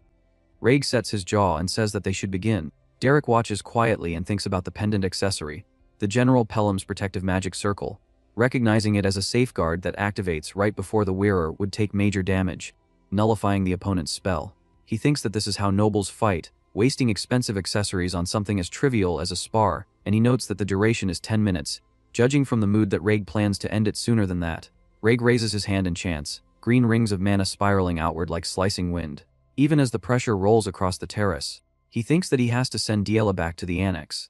Diela's cloak whips in the turbulence. She stands calmly until the attack reaches her before dodging to the side, and she starts running. Raig's eyes harden as he watches her evade and he bristles, thinking that she has nerve. He swings his arm again, sending another surge to crush through, but Diela keeps moving, bracing and redirecting with raw, straightforward one-star magic. Derrick studies her form and thinks that she handles one-star magic with ease, but that she is still a complete beginner in real combat. He realizes that she is forcing the trajectory, just to make her attacks and blocks connect, and he warns himself that she will burn through mana fast if she keeps doing it. She plants her feet and forces her mana forward, throwing up a towering wall of ice. The green current slams into it and she darts aside, narrowly slipping through the gaps in the swirling flow as the wind magic curves after her. Raig stares at the ice wall and judges it as nothing more than manifested power, not a real star-rank technique. He thinks that she cannot block his magic with a trick, then decides he will break through with firepower. He glares and challenges her to try blocking what comes next, gathering multiple green spell lights that whirl and swell like concentrated storms. As the pressure builds, Diela's breathing turns ragged, but she remembers Derrick's earlier words and the way he drilled them into her. That mercenaries fight differently from nobles, that they do not treat fair play as a virtue, that their only focus is victory. She recalls him warning that this is far from a typical noble duel, that even winning can earn criticism, but that she can still choose an ending where she wins. She remembers him asking if she is really fine with that. Diela clenches her shaking hands, lifts her chin, and answers that she is, without hesitation. Diela stands in her red hood and fixes her blue eyes forward. Green mana whips through the air in crescent blades, and the wind pressure rolls in like a storm. Diela drives herself low and runs, her cloak flaring as she slips past the edge of the cutting flow. The green arc carves into the floor with a violent hiss, gouging the boards and throwing splinters up where she was a moment ago. As she keeps moving, she recalls the lesson Derrick drilled into her, and she repeats to herself that among mercenaries there are people who keep winning even when there is a gap in strength. She reminds herself that those people do not duel, and they fight. She tells herself that fighting means controlling the battlefield by using the terrain and surroundings, and that they will use anything and everything available to seize victory. She forces herself to remember that she must even seize the very short moment when the opponent drops their guard. Raig tightens his stance and drives another spell forward, confident enough to say that it is over. The next blast slams down with crushing force, and ice fractures under the impact as another wind slash comes at her from behind. The strike tears across the terrace and connects, sending dust and debris upward. Derrick watches calmly while their mother snaps into panic and shouts at Dylan to stop the spar immediately, insisting that Diela is hurt. The Grand Duke answers coldly and tells her to sit down, then says that it is not over yet. When she protests and insists that Diela was clearly struck by the attack, he cuts her off and says that she is wrong, because General Pelham's magic circle did not activate. The Grand Duke falls into silence, watching without blinking. Derrick sits below, still as stone, his red eyes steady on the terrace. The Duke watches him and thinks that he did not even blink, then wonders if he already expected Diela to grow to this extent. On the terrace, Raig's expression hardens, as he thinks that she definitely should have been struck by that.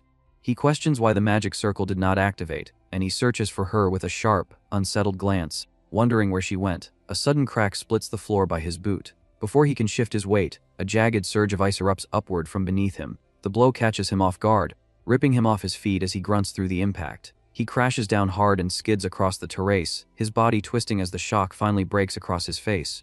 Raig clenches his teeth as cold sweat runs down his face, and he thinks that the attack came from below the platform. He turns his head toward the official standing at the edge and thinks that, by the Kelbram Salon's rules, leaving the platform should count as a loss. When nothing is declared, he lets out a bitter scoff in his head and thinks that they are really treating being below the platform as if it does not count as having left it. He grits his jaw and thinks that the nobles probably never even considered a petty trick like this being used in a magic spar between nobles. He strides across the fractured boards, then slows as he reaches a broken section and peers down. At the same instant, a sharp surge of ice erupts upward with a violent roar, forcing him to recoil as jagged blue spires spear through the air around him and splinters scatter across the terrace. He lands in a wide stance between the rising shards, cloak snapping in the wind, and his eyes dart across the battlefield. Rhaeg swallows hard and thinks that he cannot see her, and that landing an attack on her will be difficult. He immediately follows that with the realization that all she needs to do is land a single blow on him. He tightens his expression and thinks that this spar has no trace of noble etiquette at all, then calls out for Diela as he scans the floor again. His gaze drops to a gaping hole torn into the platform, and he leans toward it. Below, Diela crouches in the cavity amid dust and debris, her red hood framing a face that stays eerily calm as she looks up at him. Her eyes burn with a steady, controlled intensity, and Rhaeg's breath catches as recognition hits him. He thinks that he has seen that look somewhere before, and he recalls the same unusually calm gaze Derrick had when Rhaeg's older brother grabbed him by the collar. Rhaeg's expression darkens as he thinks that Diela could not have come up with this alone. His eyes flick toward the stands where Derrick sits with his arms crossed, unmoved. And rage bowls up in Rhaeg as he thinks that Derrick is scum and that this must have been his plan. Rhaeg grabs at his cloak's clasp, yanks it free, and flings the heavy fabric away so it spins through the air and drops beside the ice spires. He straightens, lifts his hand as if accepting the rules of this twisted exchange, and says that fine, he will play along, then declares that he will play along with this scheme of hers. The duel presses on. Rhaeg stands alone on what remains of the shattered platform, the stone cracked and splintered by his own magic when he tried to strike his opponent. Broken planks hang at odd angles. Dust drifts through the air. The arena no longer looks fit for nobles. From the balcony, the Duchess cries out in disbelief. She says that she cannot believe Diela would crawl into a filthy pit beneath the stage, calling it disgraceful and unladylike.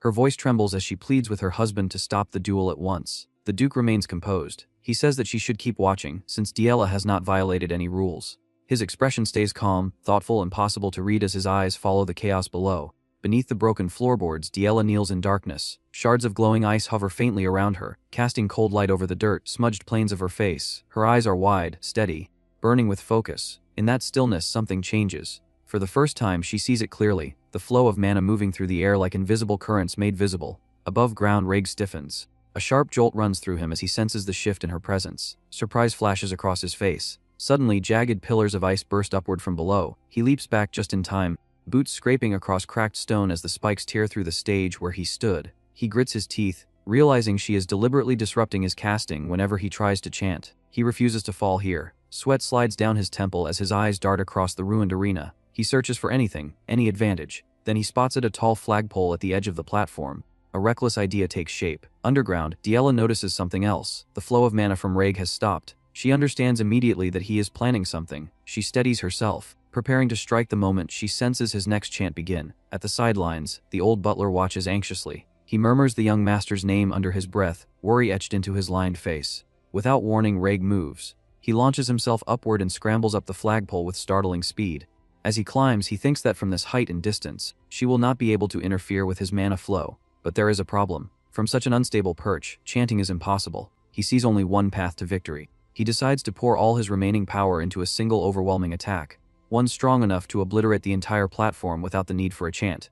Perched at the top, wind whipping around him, he unleashes it. A massive blast of magic roars downward. In the stands, Derrick watches the scene unfold, his expression cold and unimpressed. The magical bombardment slams into the stage. Stone cracks. Wood splinters. The pillar beneath shatters under the crushing force. The shockwave travels upward. The flagpole cannot withstand it. Its base fractures. The pole snaps violently, and Rhaeg is thrown into the air, his balance completely lost. A deafening explosion tears through the dueling grounds. Smoke and debris swallow the stage whole. The Duchess screams her son's name in horror as the blast consumes the arena. When the dust begins to settle, Rhaeg lands safely on the ground, bracing himself with one hand. He lifts his head sharply, eyes scanning through drifting smoke, searching for her. Then a figure bursts from the haze. Diela sprints across the ruined stage. Rhaeg reacts instantly. Mana gathers at his fingertips, condensing into a glowing blue arrow. He releases it, and the streak of light whistles toward her. Diela's eyes widen. She twists her body and thrusts out her hand. A surge of her own mana erupts outward to intercept the attack, but the strain is obvious. Shock flashes across her face. The effort nearly overwhelms her. Rhaeg wastes no time.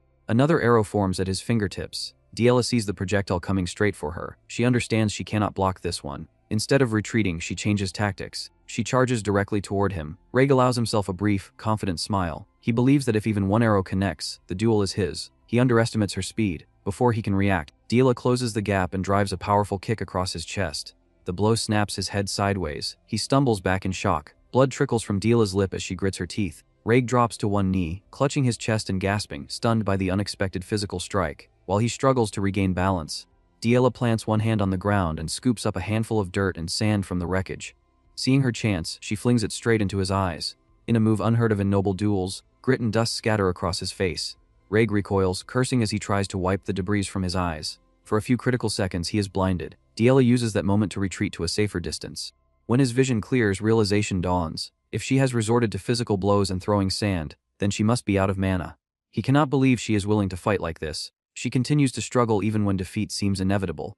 As he rises slowly to his feet, understanding settles over him. This duel was never just about winning for her, it was about proving her worth. A new resolve forms in his eyes. He decides that he will honor her determination. He will meet her not as a superior mage, but as her brother, and he will give everything he has. The sun shines over the ruined courtyard, casting long shadows across broken stone. Diela stands across from him exhausted. She clutches her head. Her eyes burn with frustration. She has reached her limit. A drop of blood slides down her chin. Her thoughts drift back to a memory from long ago. A voice echoes in her mind, telling her to think of magic as painting with a brush. The memory unfolds. Mana is the paint, the voice explains. The spell is the brush. You do not force it. You gather the paint scattered around you and use it to create a picture. Under a quiet, star-filled sky, Derrick demonstrates. Blue mana swirls gracefully at his command. He turns to her and says that this act of creation is magic. The younger Diela looks up at him, and his words open a new world before her. The peaceful memory of that night under the stars fills her with renewed purpose. Back in the present, Diela closes her eyes. A faint smile touches her lips. She recalls the lesson. Mana is the paint.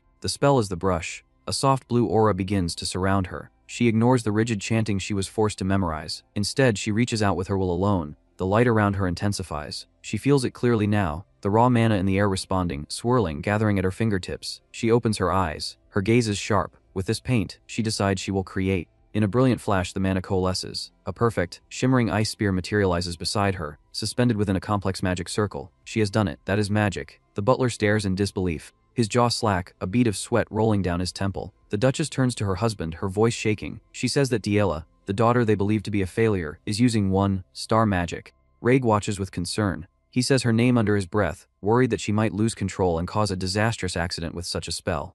But Diela stands steady. Her hands do not tremble as she channels the immense power of the ice spear. Seeing the threat, Rhaeg gathers his own mana without hesitation.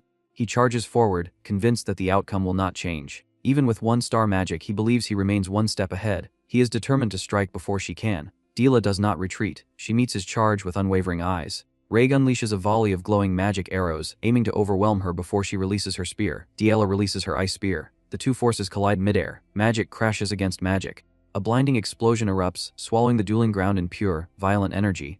The Duchess screams Diela's name, her face pale with terror. When the smoke begins to thin, something extraordinary appears at the center of the impact. A glowing sphere shimmering with controlled power. Having performed its role as an absurdly powerful shield, Rhaeg exhales shakily, drained from the tremendous energy he has spent. Across from him, Diela breathes heavily. Bruised and battered, Derrick watches, his intense gaze fixed on the aftermath of the battle, watching everything in silence. 1 year ago, chicks chirped beneath the trees, and birds fluttered past the manor windows in the soft morning light. The bearded duke arrived with several attendants. The butler stepped forward and said that a letter had come from House Belmiard that morning, likely regarding the recent incident. He asked how it should be handled. Through the window, the duke saw Diela sitting alone in the light, staring ahead without expression, and he fell silent. The protective circle had activated. Derrick lowered his eyes and Diela admitted to herself that he had lost. Diela's composure collapsed. She clutched her head and sobbed openly on the ruined boards. Her mother erupted again, calling the duel vulgar and filthy, about that so-called master and the disgraceful methods he had taught. A memory surfaced in the duke's mind. A young soldier stepping forward and introducing himself as Raymond Oswald Duplain, saying that it was an honor to serve under the duke's command. Another man had remarked that the soldier's eyes resembled his father's, filled with ambition. Raymond had answered with gratitude. The memory faded. In the present, the duke studied Diela and thought that her gaze had sharpened. Servants rushed onto the platform. One asked if Lady Diela was all right. Another insisted she receive treatment at once. She pushed them away and approached her brother, then she bowed without saying a word. Rhaeg acted awkwardly and said that she had done well. Diela remained hunched, wiping tears from her cheeks. Several maids gathered around her and offered to escort her inside. She pulled away and walked off despite their concern. In the quiet garden, Derrick sat alone on a bench by the wall, his red eyes calm. Diela stopped before him, trembling. She said that she had lost and added that she was sorry. Derrick looked up and said that it was alright. He added that he was fine as well and told her to overcome this frustration and grow stronger. Her restraint broke. She let out a raw scream that tore from her chest. A maid cried out in alarm. Her mother rushed in, shouting Diela's name. She dropped to her knees, seized her daughter's arms, and said that her poor child had suffered enough. Her mother pulled her into a tight embrace and said that everything was alright now. She urged her to receive treatment immediately. Diela, shaking and tear-streaked, said that she understood. The maids led her away. Her mother remained behind, wiping her eyes. Derrick turned to leave. Diela's mother strode toward him and exploded in anger. She called him vulgar and demanded whether he understood what he had done. She said that teaching a 1-star spell was nothing impressive. Derrick stayed silent. She slapped him and accused him of staining a noble lily with cheap tricks and forcing disgrace upon the Grand Ducal House's daughter. She insisted that he could never understand noble values and dignity. Diela's father approached and told her to look at the situation properly. He stated that what happened was not even a true magic duel. When she continued to protest, he fixed her with a sharp slap and asked whether she truly did not see who was behaving most disgracefully. She recoiled and asked why, insisting that Derrick was only a commoner. The Duke answered coldly that even if he was a commoner, he was their daughter's teacher, and he asked what kind of parent would treat a teacher that way. The white-haired boy lowered his head in silence. The Duke asked him to forgive her, explaining that every parent loves their child in their own way. The boy said that it was fine. The Duke invited him to the reception room to speak privately. His wife could only watch in frustration. Inside his office, the Duke praised him, saying that he had raised Diela well and that, as master of the estate, he should grant a reward. He explained that the highest spell legally permitted to a commoner was 3-star magic and directly asked whether he desired it. The boy realized that the Duke had seen through him, even sensing an ambition he had barely admitted to himself. He thought that opportunities must be seized when they appear. He answered that he wanted it. The Duke acknowledged this and said that although he had taught Diela 1-star spell effectively, that level was not enough for survival in Ebelstein's high society. Derrick replies that there are many in Duplain who could guide Lady Diela. Now that she grasped the basics, she'll grow quickly. The Duke argues that what she needed was not merely an instructor, but a master. As ink drips from a pen onto parchment, the man continues, saying that the boy harbors an ambition a commoner is not even allowed to dream of. Derrick notes that the Grand Duke has not spoken with him much. The Duke asks if he understands how insulting such ambition would feel to lofty nobles, which is why he chooses to overlook it this time. The fact that the Duke knows that he aims to go beyond 3-star magic is what truly frightens Derrick. The boy listens in silence as the man adds that if he holds such intentions, he cannot remain in a place like this for long, and asks if he is already prepared to leave. The boy answers calmly that yes, that is correct. The man says that he does not fail to see his ambition, but insists that he must teach Diela a little longer. Once again, he repeats that the highest realm permitted to a commoner is a 3-star spell, and asks if he desires it. The boy meets his gaze without hesitation and says that yes, he wants it. Derrick slips into the library's warm light and pulls a thick, leather-bound tome from a tall shelf. Dust drifts as he opens it, his gloved finger tracing dense writing and intricate magic circles stamped across the pages. He falls silent, then thinks that it is amazing. He reflects that many people spend their entire lives trying to obtain even a single 2-star spellbook, yet the shelves here are filled with 3-star spellbooks. He concludes that with this, he has every reason to stay in this mansion longer, then adds that Pellean would cause an uproar if she found out.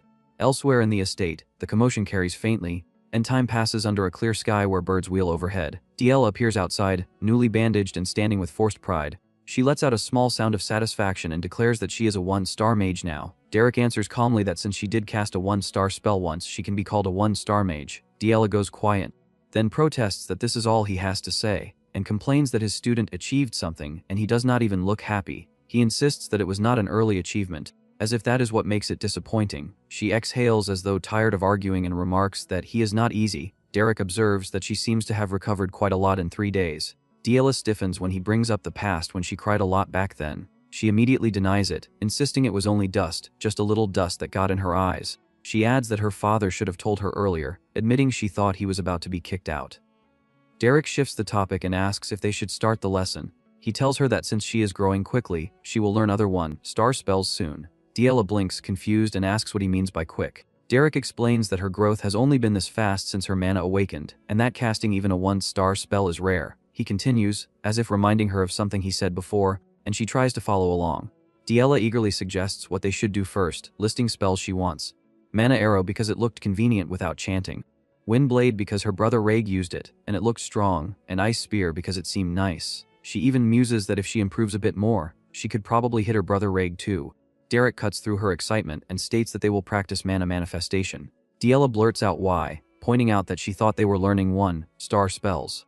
Derrick says there are many reasons, but in the end the fundamentals are the most important, and he starts to simplify it by saying that ultimately mana. Diella gives in with reluctant resolve and says they should do it, adding that if he says so, then that is that. Yet her face betrays her disappointment as she admits she got excited for nothing, thinking she would learn 1-star spells right away. She catches Derrick watching her, and asks why he is looking at her like that, wondering if there is something on her face. Derrick tells her there is nothing, and admits he is just surprised she is listening so obediently. Diella flares up, demanding what kind of person he thinks she is, and insists that she respected what he said from the beginning. Derrick repeats her words under his breath, lingering on the phrase from the beginning, and his mind flashes back to her grinning as she dumped dirty water over his head. Twice. Back in the present, he reminds her that she poured dirty water on his head twice. Diella freezes, then asks if he still remembers that, and Derrick answers flatly that it is hard to forget. Diella dashes across the terrace, laughing wildly that the weather is nice. Trying to change the subject, she says that mana manifestation sounds fun and that she wants to practice already.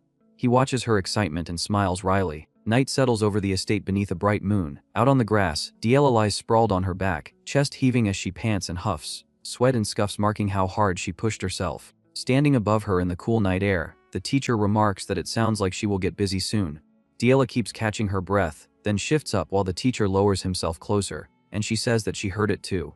Rubbing her head in frustration, Diella mutters that it is whatever, then admits that starting next week she will have etiquette classes as well. The teacher asks if that is a good thing, explaining that since she learned a 1-star spell, she will now receive true noble education. Diella challenges that idea, listing basic noble etiquette, foreign languages, geography, history, botany, piano, and sewing, and she says that she does not understand why she has to learn all of that. Looking up with wary disbelief, she wonders how Sister Isoline endured it. The teacher states that this is why Isoline is called the Flower of Dupline, and he adds that she is the center of Ebelstein's society. Diella, still fixated on what she wants, says that she only wants to study magic. The teacher tells her to do so, then says that the Grand Duke hired him, so they have plenty of leeway. She wonders whether there truly is that much time. He asks who would fire him now. Diella answers that of course there is someone out to get him, pointing out that her father acknowledged him, but her mother will not leave it alone. With her gaze turning serious, Derrick asks why the madam wants to drive him out. She explains that learning from him distances her from noble dignity, and she says that madam fears she will become like a mercenary. She adds that even the duel was far from the dignity nobles pursue. The teacher falls silent, eyes lowered, then says that the solution is simple. He addresses her as Lady Diella and says that silencing madam is not actually that difficult, instructing her to remove madam's justification. Diella blinks, caught off guard, and lets out a confused sound as the meaning sinks in. The next day, the grand buildings stand under a bright sky while footsteps echo inside. Madam walks the corridor with her hands folded, posture stiff, servants moving in the background as she advances with measured steps. In her thoughts, she bristles that it is unbelievable Diella met such a dreadful teacher, and she laments that her poor child has suffered. Her mind flashes through grim images of that teacher's influence, his ruthless grin, his presence framed like a fighter rather than a tutor, while a harsh warning rings out that Diella must watch carefully, because this is the mercenary way, followed by Diella answering that she understands as his student. Another vision overlays it, Diella striding and boldly carrying a boar like a savage, and declaring that this is the famed Ebelstein High Society, while people shriek her full name in disgust and fear. The pressure builds until Madame clutches her head and groans that it hurts, then thinks bitterly about what a lowborn could possibly teach Diella. Her resolve hardens as she insists to herself that even if her husband approves, she is the lady of this house. Pressing her fingers to her temple, she thinks that she must find a way. A voice calls out to her and Diella steps forward, addressing her mother. Madame turns with a softened smile and calls Diella back warmly, speaking as if nothing is wrong. With a practiced tenderness, she says that even if people call Diella immature, this mother likes it when she smiles in her arms. Then she falters mid-expression, the warmth slipping as uncertainty flashes across her face. Diella approaches in a neat blue dress, poised and composed, and asks whether her mother rested well last night. Madame startles, a bead of sweat forming as she blurts a confused response. Diella meets her mother with a gentle smile and says that she could not leave her room because she was treating her injuries, so she regrets missing the chance to talk. She adds that there are many things she wants to share, but she explains that she has piano lessons this morning. Her mother looks taken aback and answers that she understands. Diella places a hand over her chest and says that she will go first since she is busy with her classes. Her mother hurriedly calls after her, asking if the etiquette classes have not started yet and saying that they begin next week. Diella answers that this is correct. With a composed expression, Diella says that thanks to her mother's concern, she is truly looking forward to those classes. Her mother falters, then tells her to hurry because she will be late. As she walks away, a maid is so shocked by Diela's attitude that she drops what she was carrying. Acting unlike herself, Diela walks up to the maid and asks if she is hurt. She urges her not to overexert herself. The brown-haired maid freezes, sweating as she forces out a stuttering acknowledgement and addresses Diela properly. Nearby, Diela continues on, her blue skirt swaying as she walks away from the gathering. Behind her, Diela's mother remains still, watching from where she stands, her gaze lingering as the servants and the maid look on in shock while Diela leaves the courtyard. Beyond the northern wall of Ebelstein lies the district where the nobility gathers. Recently, Aisline's smile has returned. Until the last gathering she had looked so troubled that it caused real concern. Aisline admits that it was more obvious than she intended. She explains that she never meant to worry anyone, but most of the matters that had been weighing on her have now been resolved, and she feels far more at ease.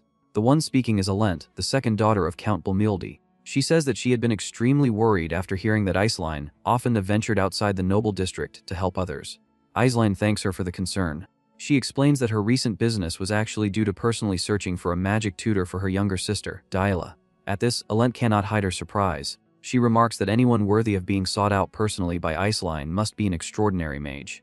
Denise, the second daughter of the Bertus family, asks whether Aisline is referring to her sister, Miss Diela. Aisline confirms that she is. She says that she saw Diela at the estate not long ago and was stunned by the transformation. She explains that Diela now carries herself like a refined young lady, so different from before that it feels as if she has become another person entirely. She adds that she has heard Diela can now even cast one-star magic, and that her poise is so impeccable it makes Aisline feel she must work twice as hard herself. Denise grows curious. She points out that the Dupreen family had never shared much about Diela before and asks whether Aisline has found a truly remarkable magic tutor. Aisline says that she has. She explains that although the tutor's background is not particularly distinguished, his ability to teach is exceptional. She states that personally negotiating with the Belgian mercenary corps to secure him was absolutely worth it. The word mercenary strikes both Denise and Alent with visible shock. Alent suddenly remembers that the current head chef of the Bomilde household had once been driven out of the Dupreen estate by Diela. Rumor has it that the reason was nothing more than serving soup that was too hot. That former little tyrant has now not only reformed but has also become a one-star mage. In that instant, Alent feels an intense curiosity about the magic tutor Aisline mentioned. Alent asks Aisline to reveal the tutor's name. She says that if he is Diela's teacher, he is certain to become well known in the future, and she would like to know his name in advance. Aisline replies that his name is Derrick. Meanwhile, Diela informs her mother that Derrick has been teaching her a small portion of noble etiquette. She has still learned quite a bit. She admits that relying solely on self-study would have been far too difficult. The Duchess remarks that it is impressive she even attempted to teach herself noble etiquette. Diela clarifies that while part of it was self-taught, most of what she knows was learned through Derrick's instruction and lessons. Her mother ignores Derrick's contributions and asked whether she encountered difficulties during that process of what she insists is her daughter's self-study. Diela answers that nearly everything was difficult, and she says again that without Derrick's guidance she would never have reached his current level. Hearing this, Miliera finds her thoughts, irritated as her daughter won't shut up about Derrick. She cannot accept that her precious daughter now mentions that commoner constantly. She does not know what Derrick has done to her daughter, but she knows she cannot allow things to continue like this. She can already imagine how events might unfold. Others begin commenting on Diela's recent changes. They say that she has grown kinder even toward commoners and much gentler in temperament. They observe that she seems to be in exceptionally good spirits. In just a few weeks, the transformation is astonishing. The butler remarks that such elegance was once seen only in Aisline, yet now Diela is becoming a true lady. They conclude that she finally carries herself like a noble, and that this is largely thanks to Mr. Derrick. Miliera silently swears that she will put an end to this influence. Time passes quickly. Derrick studies 3-star magic alone. Though he possesses remarkable talent, he encounters a serious obstacle this time. It feels as though he stands before an invisible threshold separating him from becoming a true 3-star mage. He realizes that the books he has been reading summarize magic according to the orthodox faction, but as a practitioner of the wild faction, he needs real combat experience to advance. At that moment, he hears Reg's voice behind him. He apologizes, asking whether he has interrupted his training. He says that it is no problem and asks what has brought him here. Reg explains that it concerns Diela and that he has something he wishes to discuss. Then he notices the book in his hands and asks whether it is a 3-star magic tome. Derrick confirms that it was lent to him by the Grand Duke. Hearing that his father gave Derrick the book leaves Reg visibly stunned. Derrick says that even if he cannot yet reach that level, studying ahead of time cannot hurt. Reg suddenly recalls that when he once wanted to challenge Derrick, his father stopped him. The memory makes him break into a cold sweat. He comments that he truly is remarkable. Derrick asks what matter regarding Miss Diela brought him here. Reg hesitates and says that he is unsure how to phrase it. He asks whether he knows what teenage girls usually like. From his awkward expression, it is clear he intends to apologize to Dyla. He suggests embroidery or perhaps making a doll that resembles Dyla and asks whether such a gift would be appreciated. In that instant, Derrick remembers the doll Valerian once made. He immediately rejects the idea with a serious expression, stating that such a gift would absolutely not be appropriate. Reg admits that he had thought the same and clarifies that he had not truly planned to make it himself.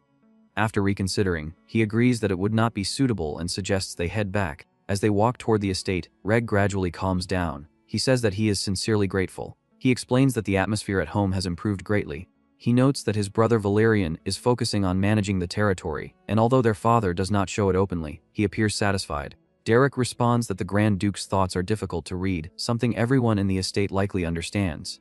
Reg reflects that he must accept certain realities. He says that people can change, especially children at that age. He wonders whether he simply failed to notice before or deliberately avoided acknowledging it. Since Dyla has changed, he says he also wants to try changing himself. He states that all of this is thanks to Derrick and expresses his heartfelt gratitude. Derrick lowers his head quietly in response. After a brief pause, he mentions that Dyla's magic seems to be used in a slightly different way and asks whether Reg has noticed the distinction. Reg says that to him. It feels almost like painting. Derrick suddenly realizes something. Nobles are nobles, after all. In their perception of magical power, there exists a natural gap between them and commoners that cannot easily be bridged. He explains that Dyla is using the Wild Faction's method of manipulating magic. Reg says that he has heard a little about the Wild Faction before. Derrick speculates that once Dyla reaches a certain level, she may be able to continue her research independently, and that at that stage, a teacher's guidance might actually become an obstacle to her growth. He replies that once someone reaches a certain level, there will always come a day when they see the light. Before anyone realizes it, 2 months have passed since Dyla began to change. One day, Dyla notices the flowers and asks how it got there. The maid explains that she saw the flowers blooming so beautifully that she wanted to tuck one into her hair, so she brought them along. Dyla comments that the fragrance is lovely and says it feels as though spring has lingered throughout these past months. She now uses star magic with complete ease. She has also grown much closer to the servants. Looking back, she admits she missed far too much before. She says that all of it is thanks to Derrick. The maid observes that she seems to be in unusually high spirits and realizes it must be the day of her magic lesson. Dyla wonders whether she truly looks that happy and insists the flower must be placed carefully so it looks its best. She keeps one blossom for herself, explaining that she plans to give it to Derrick. Not long afterward, that very flower drops heavily to the ground. The girl, who had been brimming with anticipation, is struck by sudden news. Tears quickly fill her eyes. She asks what it means. Valerian, who oversees the territory's affairs, confirms that what she heard is true. Derrick explains calmly that given Dyla's current level, he no longer has anything left to teach her. He compares it to the cycle of the seasons, saying there is no endless winter, and therefore no eternal spring. Her magic lessons are ending. Derrick believes the Grand Duke has already realized that Dyla belongs to the Wild Faction and possesses a strong personal style. He says that if he continues guiding her, he might end up clipping her wings instead of helping her soar. The Grand Duke acknowledges this and states that there is now no reason to keep Derrick at the estate. Derrick agrees. After a brief silence, the Grand Duke rises from his seat. He admits that many things have changed thanks to Derrick. He says that because of him, his daughter was able to grow. He confesses that he focused so heavily on managing the territory that he failed, in some ways, as a father. Now he says he can finally feel at ease. He asks when Derrick intends to depart. Derrick explains that Miss Iceline will soon visit the estate before returning to Ebelstein, and he plans to leave in her carriage at that time. The Grand Duke nods and requests the return of the library key. Derrick replies that he will return the magic books he is currently reading and hand the key back through the steward. The Grand Duke tells him there is no need for such formality and asks for the key now. Derrick immediately understands. His eyes shift to the 3-star magic book hanging at his waist. When the Grand Duke dismisses him, it is clear that the book is a gift. Neither of them says it aloud. Derrick bows deeply and leaves the study. In the corridor outside, Dyla has been waiting in silence. Derrick has no idea how long she has stood there. Dyla says that he appeared suddenly in her life and now plans to leave just as suddenly. Derrick asks what he can possibly do. Dyla admits she knows he will not change his decision, but she still has to ask whether he truly must leave, whether staying is impossible. Hearing the urgency in her voice, Derrick explains that he will return to life as a mercenary and continue pursuing magic. He says that if Dyla keeps strengthening herself, then when she debuts in Ebelstein's social circles, they will surely meet again. By then, he may have advanced further and be able to teach her something new. Dyla complains that he is frustrating and always leaves her speechless. That night, she dreams the nightmare she had not seen since Derrick first entered her life. The harsh whispers and malicious laughter return. Even though she is now a 1-star mage, even though she carries herself like a proper noble lady, she feels as helpless as before he arrived. She jolts awake, drenched in sweat. Moonlight slips through the curtains into the darkened room. She realizes it was only a dream and struggles to steady her breathing. A maid rushes in after hearing her scream and anxiously asks whether she is hurt. At the sight of the maid, a dangerous thought flashes through Diala's mind. Derrick is leaving because there is no reason for him to stay. But if she were to turn everything upside down again, like before, perhaps that reason would return. She remembers clearly that Derrick once told her that the choice has always been in her hands. The maid, frightened by Diala's expression, asks again whether she feels unwell. Diala hesitates. If she makes a scene now, Derrick might stay. In the end, she says she is fine. She realizes that throwing a tantrum would only deny everything Derrick has done for her. Even if he leaves, she cannot let his efforts become meaningless. Time moves quickly and the day of departure arrives. At the entrance to Ebelstein, Aceline asks whether they should disembark there or continue to the commercial district, that the commercial district will be more convenient. Derrick expresses gratitude for all the care he has received. Aceline suggests they exchange final farewells as they are about to leave. Derrick turns back. Unlike the day he first arrived, this time all the younger members of the Dupreen family have come to see him off. Valerian asks whether he is truly leaving now. Derrick confirms that he must return to where he belongs. Reg remarks that life at the estate could not have been easy and thanks him for his hard work. He adds that if he ever needs assistance, he should reach out, and they will help however they can. Derrick expresses sincere thanks. They nod to one another, and he bows in return. When he lifts his head, his gaze finds the only person who has not spoken. Diala raises her chin slightly and stares at him with forced pride. She demands to know why he is looking at her that way and asks whether he expects her to cry and beg him to stay. She insists she is no longer a child. Derrick says that it was an honor to teach her. He adds that although she may not be able to openly declare him as her teacher, he hopes she will at least remember the magic he taught her. Diala immediately rejects that notion. She declares that she fully intends to proclaim him as her teacher openly, and says that even if he wishes for a quiet life, that may no longer be possible. After all, he is the teacher of the remarkable Miss Diala. She expects a response, but Derrick simply watches her in silence. That silence makes her chest tighten even more. She tells him not to get injured working as a mercenary. He replies that he will be fine and urges her instead to take care of herself. She insists there is nothing to worry about. She says she is already an adult now and can take care of herself. At that moment, an old memory surfaces in Derrick's mind. He once said those same words when Cardia left him. Back then, Cardia did not look relieved. Instead, she held him tightly, her expression even more worried than before, and whispered a short sentence in his ear. At the time, he could not understand it. Now, years later, standing before his own disciple as she declares herself grown, Derrick finally understands. She is still so young. The road ahead is long. The world is filled with unseen currents of magic, and life will bring confusion and hardship. On the waves of that uncertain future, the small figure claiming adulthood looks painfully fragile. So Derrick repeats the words once given to him. He tells Diala that there is no need for her to become an adult so soon. Her pupils widen. She bites her lip, struggling to suppress her emotions, but tears spill over anyway. Her eyes redden as she blinks quietly. Realizing time is short, she stops pretending. She says goodbye to Derrick. Tears stream down her face, yet she smiles and waves farewell to her teacher. She will soon step into Ibelstein's social world, so Derrick tells her they will meet again there. He addresses her once more, calling her Miss. Not long afterward, the carriage rolled to a stop in the commercial district of Ibelstein. When Derrick pushed open the tavern door, he was greeted by a chaotic sight. A blonde girl was in the middle of beating up a chubby boy. The girl immediately recognized him and exclaimed that Derrick had finally returned. Derrick did not answer with words. He simply smiled faintly. He was home. With Diala's magic lessons concluded, Derrick had returned to his homeland. The bartender set a mug down in front of him and remarked that while it could not compare to the tea served in noble estates, it was his favorite honey wine. Since it was meant to welcome him back, the speaker insisted on paying. Derrick offered his thanks. The blonde girl squinted at him and asked whether he had always been this pale. She remarked that after spending time among nobles, he seemed to have grown even worse somehow. She demanded to know how Derrick had managed to make nobles listen to him. She pressed him to explain what really happened. Derrick brushed it off, saying it was just work and nothing worth discussing. She accused him of acting like a noble and insisted something must have happened. The tavern master finally told Pauline to stop pestering him. She complained that she had nearly worked herself to death while Derrick was gone, taking on all the missions alone.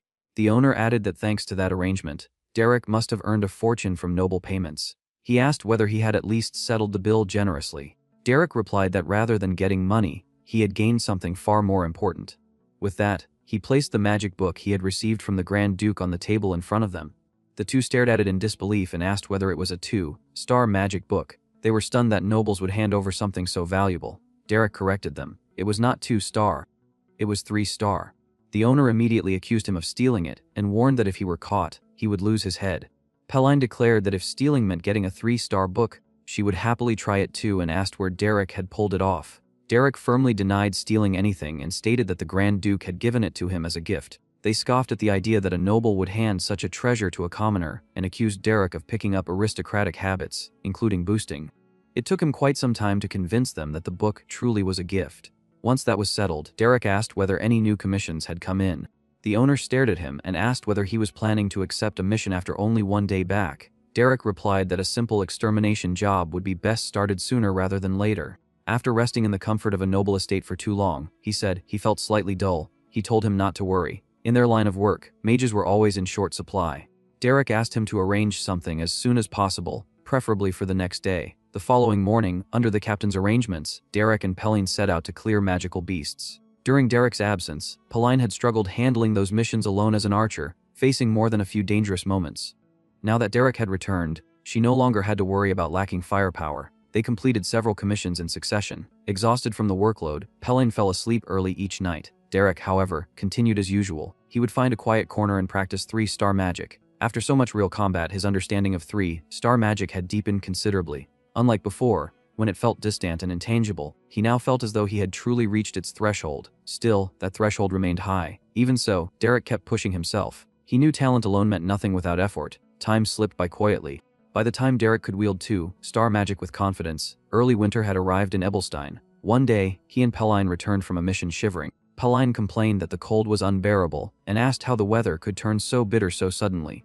The captain chuckled and commented that youth was impressive, since they had gone all the way to the Kent Mountains in such weather.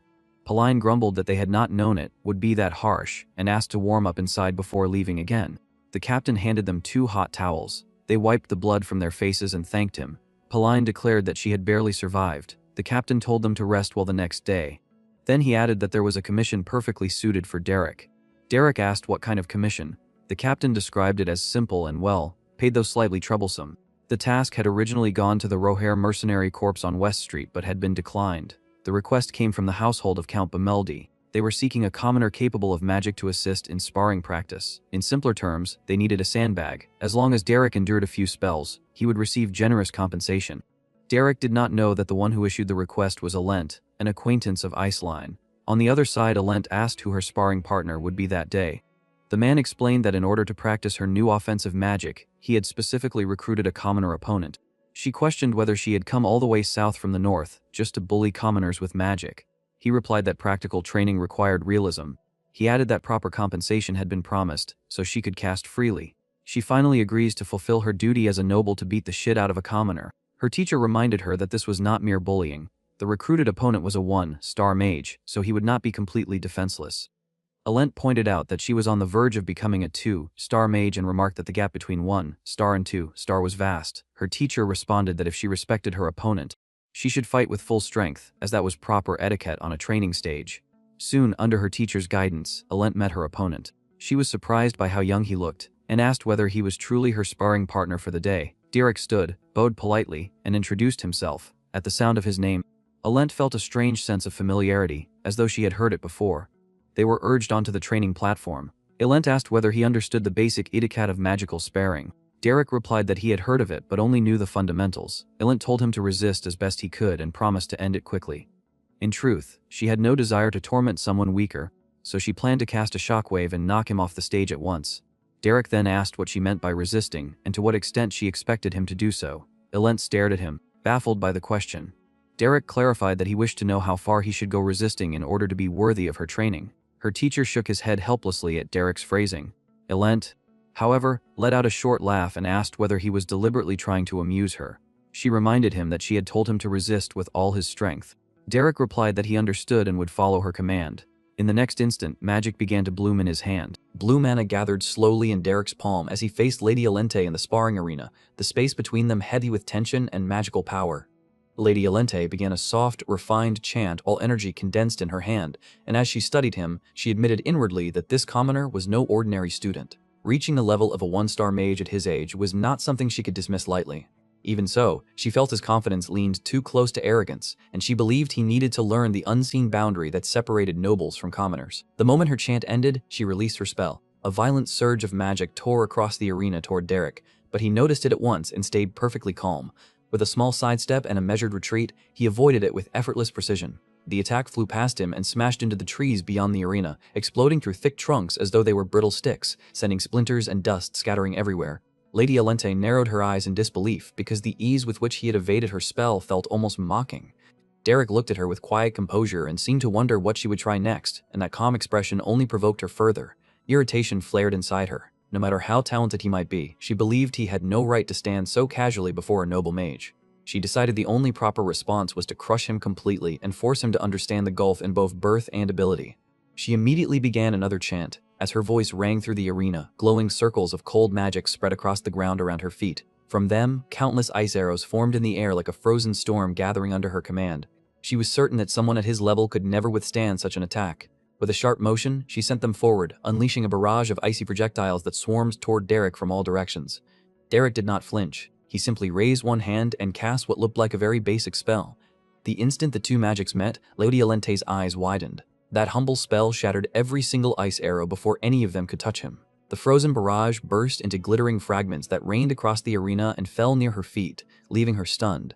She immediately understood what that meant. Such flawless control over a simple spell demanded extraordinary mastery. Nearby, the teacher observing the duel watched with growing interest and thought that the rumors surrounding Derrick might not be exaggerated after all. That level of control suggested experience far beyond that of an ordinary academy student, perhaps even lending truth to the stories that he had once lived as a seasoned mercenary. Realizing she had misjudged him, Lady Alente decided the time for probing was over.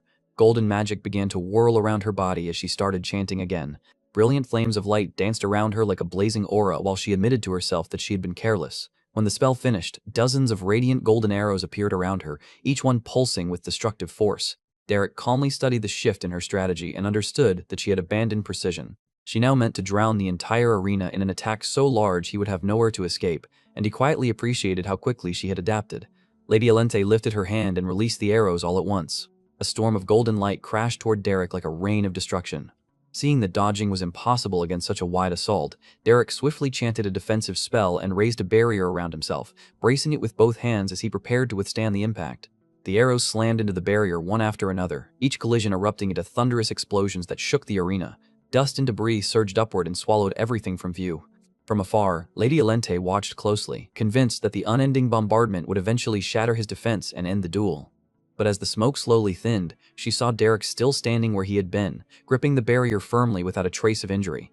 Before either of them could say or do anything else, Derrick suddenly sensed rapid movement. Lady Alente had used the exploding dust as cover and rushed him with impressive speed, a massive ice spear in her hand as she launched a close-range strike. Derrick was briefly surprised, because at that distance there was barely time to respond, and he admitted inwardly that her battle sense was excellent. He reacted at once. With a flick of his fingers, he released a tiny spell that burst into a blinding flash between them. The light froze the moment and forced Lady Alente to shut her eyes while she muttered in frustration. Trying to steady herself, she cautiously opened one eye, only to find that Derrick had vanished from sight. Unable to see clearly, she controlled her breathing and focused on the sounds around her, believing her hearing would guide her to his position. A moment later, she felt a faint trace of magic pass nearby. Sweat formed on her forehead as she wondered whether something had just slipped silently past her. Soon after, she finally caught sight of Derrick standing before her once more, with 3 small spells floating calmly around him. Without hesitation, he launched them one after another. She managed to dodge with difficulty, but confusion filled her mind. She could not understand how he had moved so quietly. Watching him more carefully, she finally grasped the truth. He was using a delusion-type spell that erased sound itself, and he had predicted that once her sight was impaired, she would rely on hearing instead. That realization infuriated her because it proved that his earlier attacks had been restrained on purpose. She concluded that he had been holding back from the start. Derrick, meanwhile, continued to control his simple spells with calm precision and launched another one, forcing her to block it in haste. Then her eyes widened again as Derrick suddenly surged forward, closing the gap with fierce speed. She answered with a confident smirk because rapid spell manifestation was her greatest talent, and she believed that the instant magic formed in his hand she could counter faster than he could fire.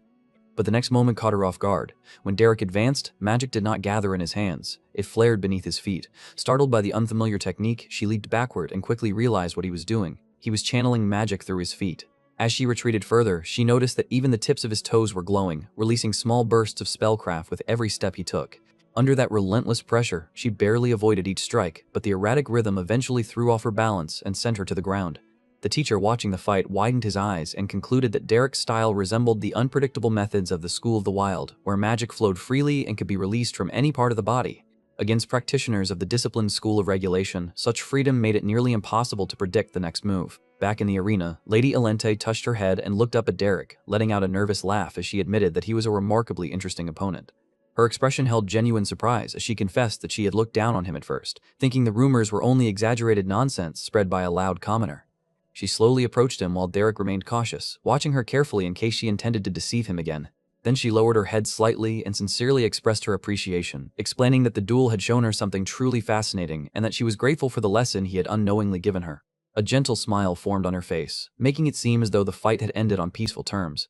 But in the very next instant she revealed how quickly she had learned. A bright spark flashed from the tip of her toe and shot toward him like an arrow, copying the very trick Derrick had shown moments before. Derrick reacted immediately. He raised a hand, intercepted the spell, and caught it with his own magic. Then, with a sharp swing of his arm, he hurled the captured attack back at her. Lady Aplenty cried out in surprise and tried to evade it, but at that exact instant, Derrick lunged forward with deadly focus and launched another strike while her balance was broken. Lady Aplenty kept her gaze steady and prepared herself to meet the attack. Their final clash was brief but fierce, and it ended the moment a bell rang clearly across the field, signaling the close of the duel. Derrick landed with controlled precision as the lingering glow of magic faded from his hand. Without pride or showmanship, he gave her a respectful nod and conveyed his thanks for the match in a calm, composed manner. There was no arrogance in his posture, no mockery in his expression, only sincere acknowledgement. Lady Aplenty stayed silent for a moment, letting the weight of her loss settle in. Beneath the bright sky over the estate, the result was clear. Yet, instead of frustration, a faint smile touched her lips as she acknowledged his ability.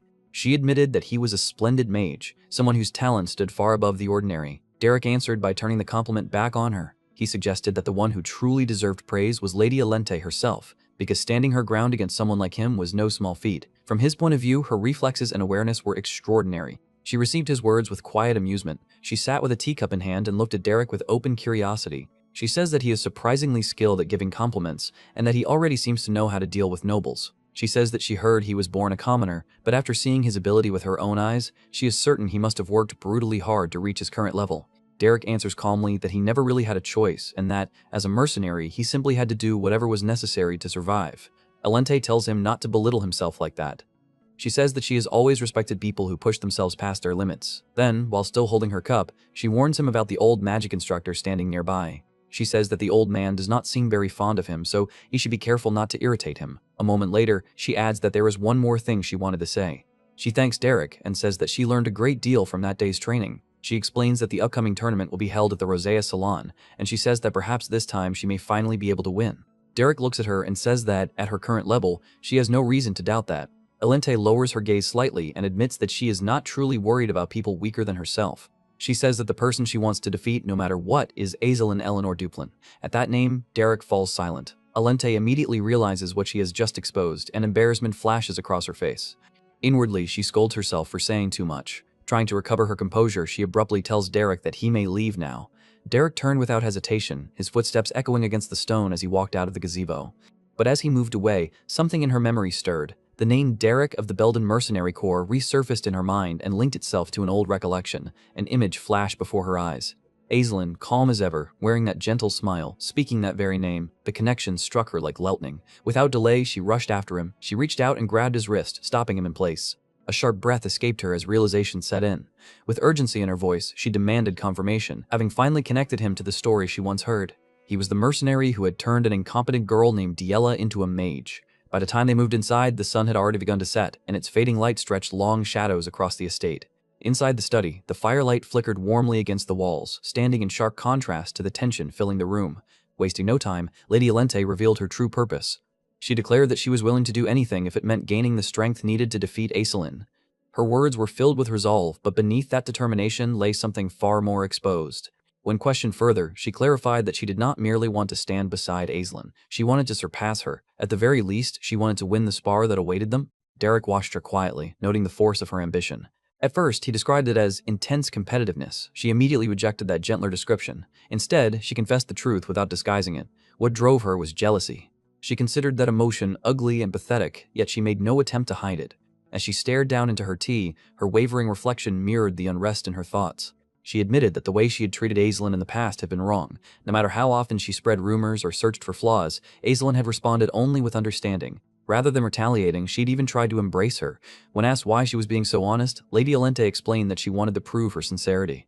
Even if that meant exposing the most shameful part of herself, she was willing to do it. She knew that Derrick, after spending time with the Dupling family, understood both Aislinn's talent and her own shortcomings. That was exactly why she had come to him. The fire crackled loudly, and its glow reflected in both teacups as silence settled over the room. Then, no longer able to restrain herself, she asked what she had to do in order to defeat Aislinn.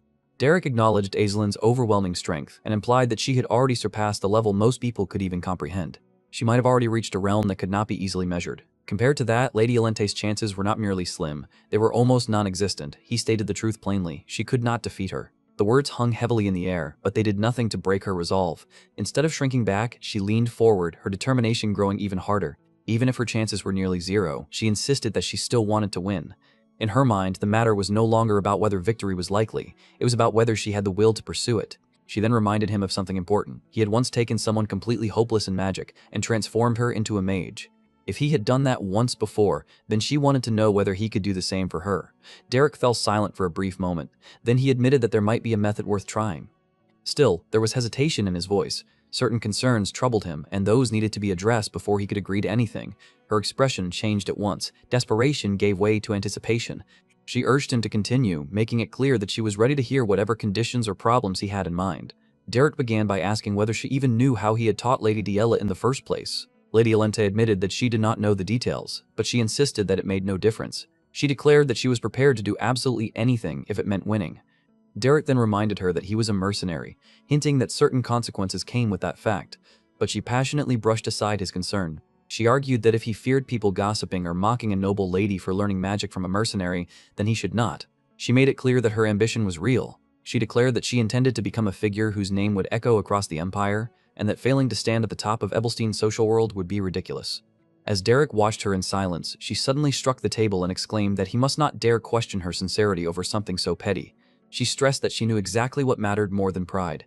After studying her for another moment, Derrick calmly clarified that what he meant was simple. Since he was a mercenary, she needed to pay him. She froze for a second, ready to answer, but then stopped. A flush spread across her face as she finally understood him. With awkward embarrassment, she agreed that she could pay him however much he wanted, while nervously remarking that the room suddenly felt far too warm. Derrick looked at her with a darkened expression and thought to himself that if she truly meant what she said, then he would have to answer that resolve with methods just as severe. Under the clear sky, Aislinn looked toward the garden and remarked that the next gathering would apparently include a magic duel. Since she had heard that Lady Alente's skills had improved greatly, she said that she also needed to prepare thoroughly. Not far away, Alente overheard those words. The other noble ladies reacted with interest and decided that if another gathering was already coming, then they would have to join as well. When Alente approached, Aislinn and the other young ladies welcomed her. One of them remarked that Aislinn was being too modest, and Aislinn greeted Alente, saying that they had just been talking about her. Alente answered that she already knew, since she had heard Aislinn's voice from down the corridor. Seeing the atmosphere shift, the others quietly suggested leaving the two of them alone. Once they were by themselves, Alente asked with a smiling face whether Aislinn really needed to practice that much. She wondered if Aislinn had ever truly known what it felt like to lose, especially while being praised as the shining flower of the Duplin line. Aislinn accepted that as a compliment and calmly answered that her opponent this time was Lady Alente, so she could not afford to lower her guard. Alente added that she honestly felt more confident now because of her new magic tutor. She admitted that he was only a commoner, but said that his record had been impressive enough to convince her to hire him. Aislinn found that unusual and remarked that it was rare for Lady Alente to personally employ someone like that, which made it seem as though Alente trusted her instructor a great deal. Alente then corrected her and explained that the one who had vouched for that man's ability had not been herself, but Aislinn. Aislinn reacted with confusion. Then Alente revealed with satisfaction that her tutor was none other than Derrick. That name visibly startled Aislinn. Alente delighted in that expression and, in her heart, mocked the shock on Aislinn's face. She imagined that Aislinn had to be frustrated, because the man she had failed to keep at her side now belonged to someone else. She inwardly declared that she, Alente Alphonse Belmiard, had taken Aislinn's tutor right in front of her.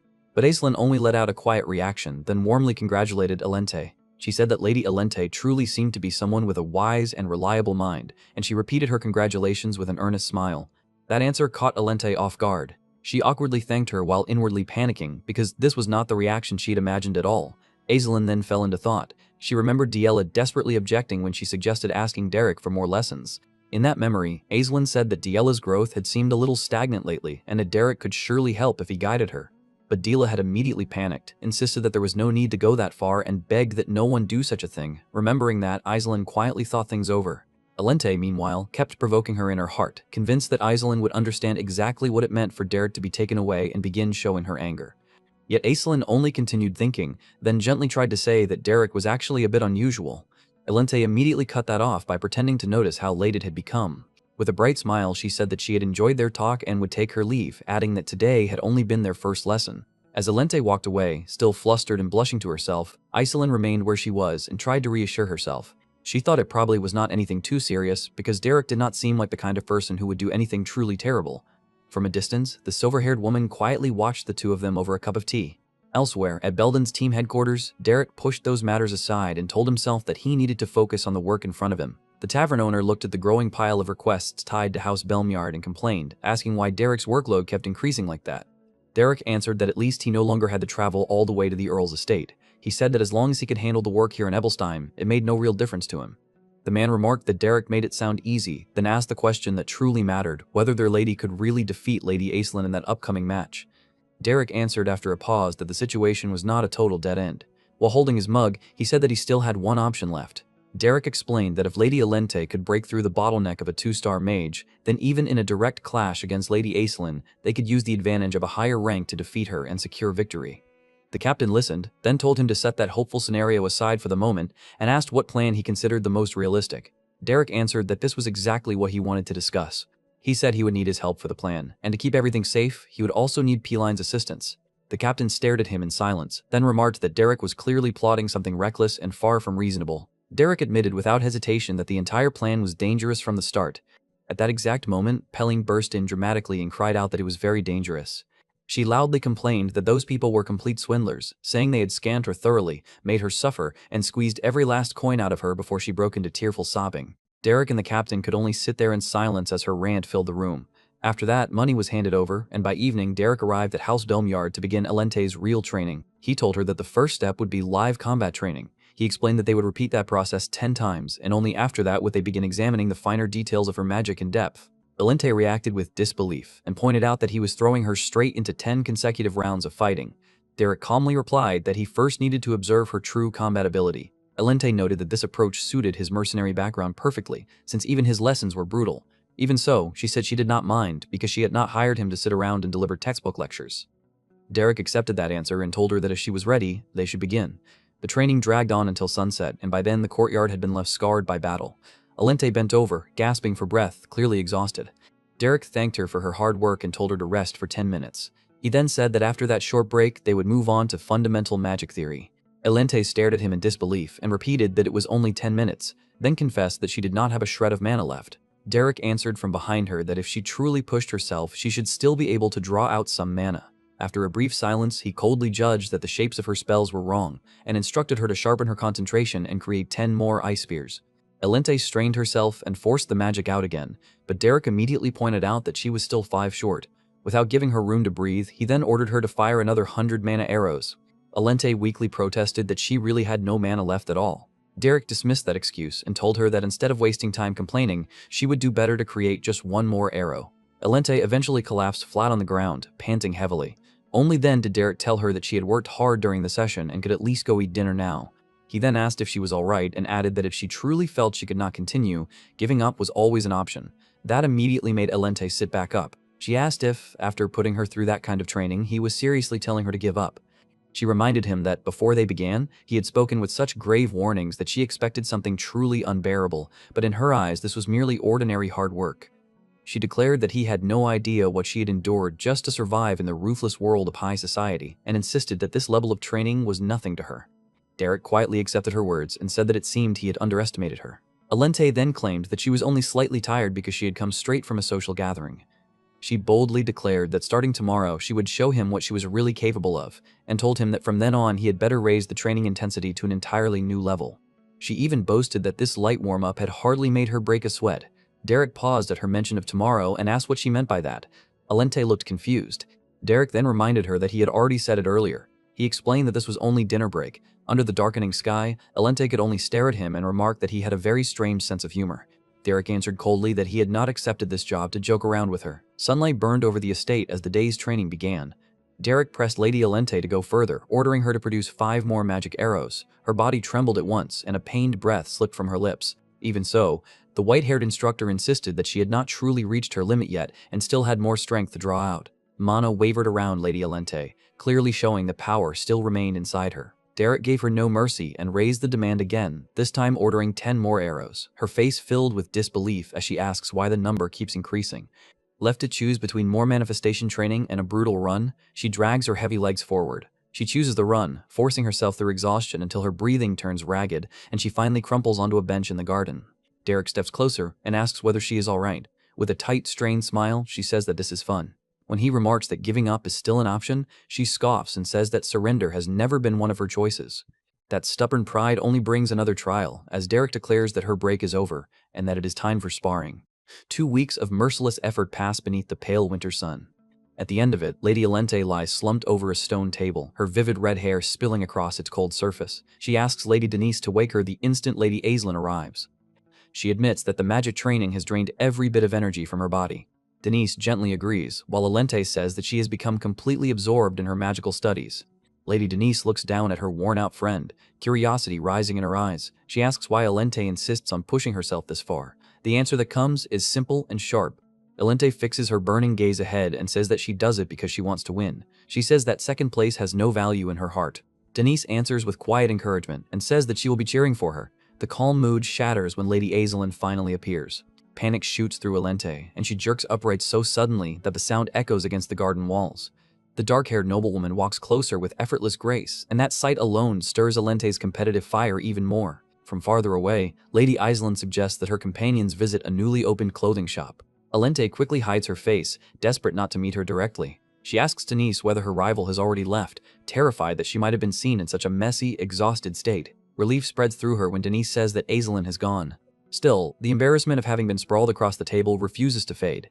Denise says that she doubts Aislinn even noticed such a lapse in composure, yet the dark-haired lady lingers for a brief moment. Quiet concern rests in her blue eyes. She observes that Lady Alente looks terribly worn out and wonders whether she is truly all right. The burden of their rivalry lingers heavily, even without a single exchange between them. Later, in the silence of her room, a maid brings Lady Alente an ornate chest.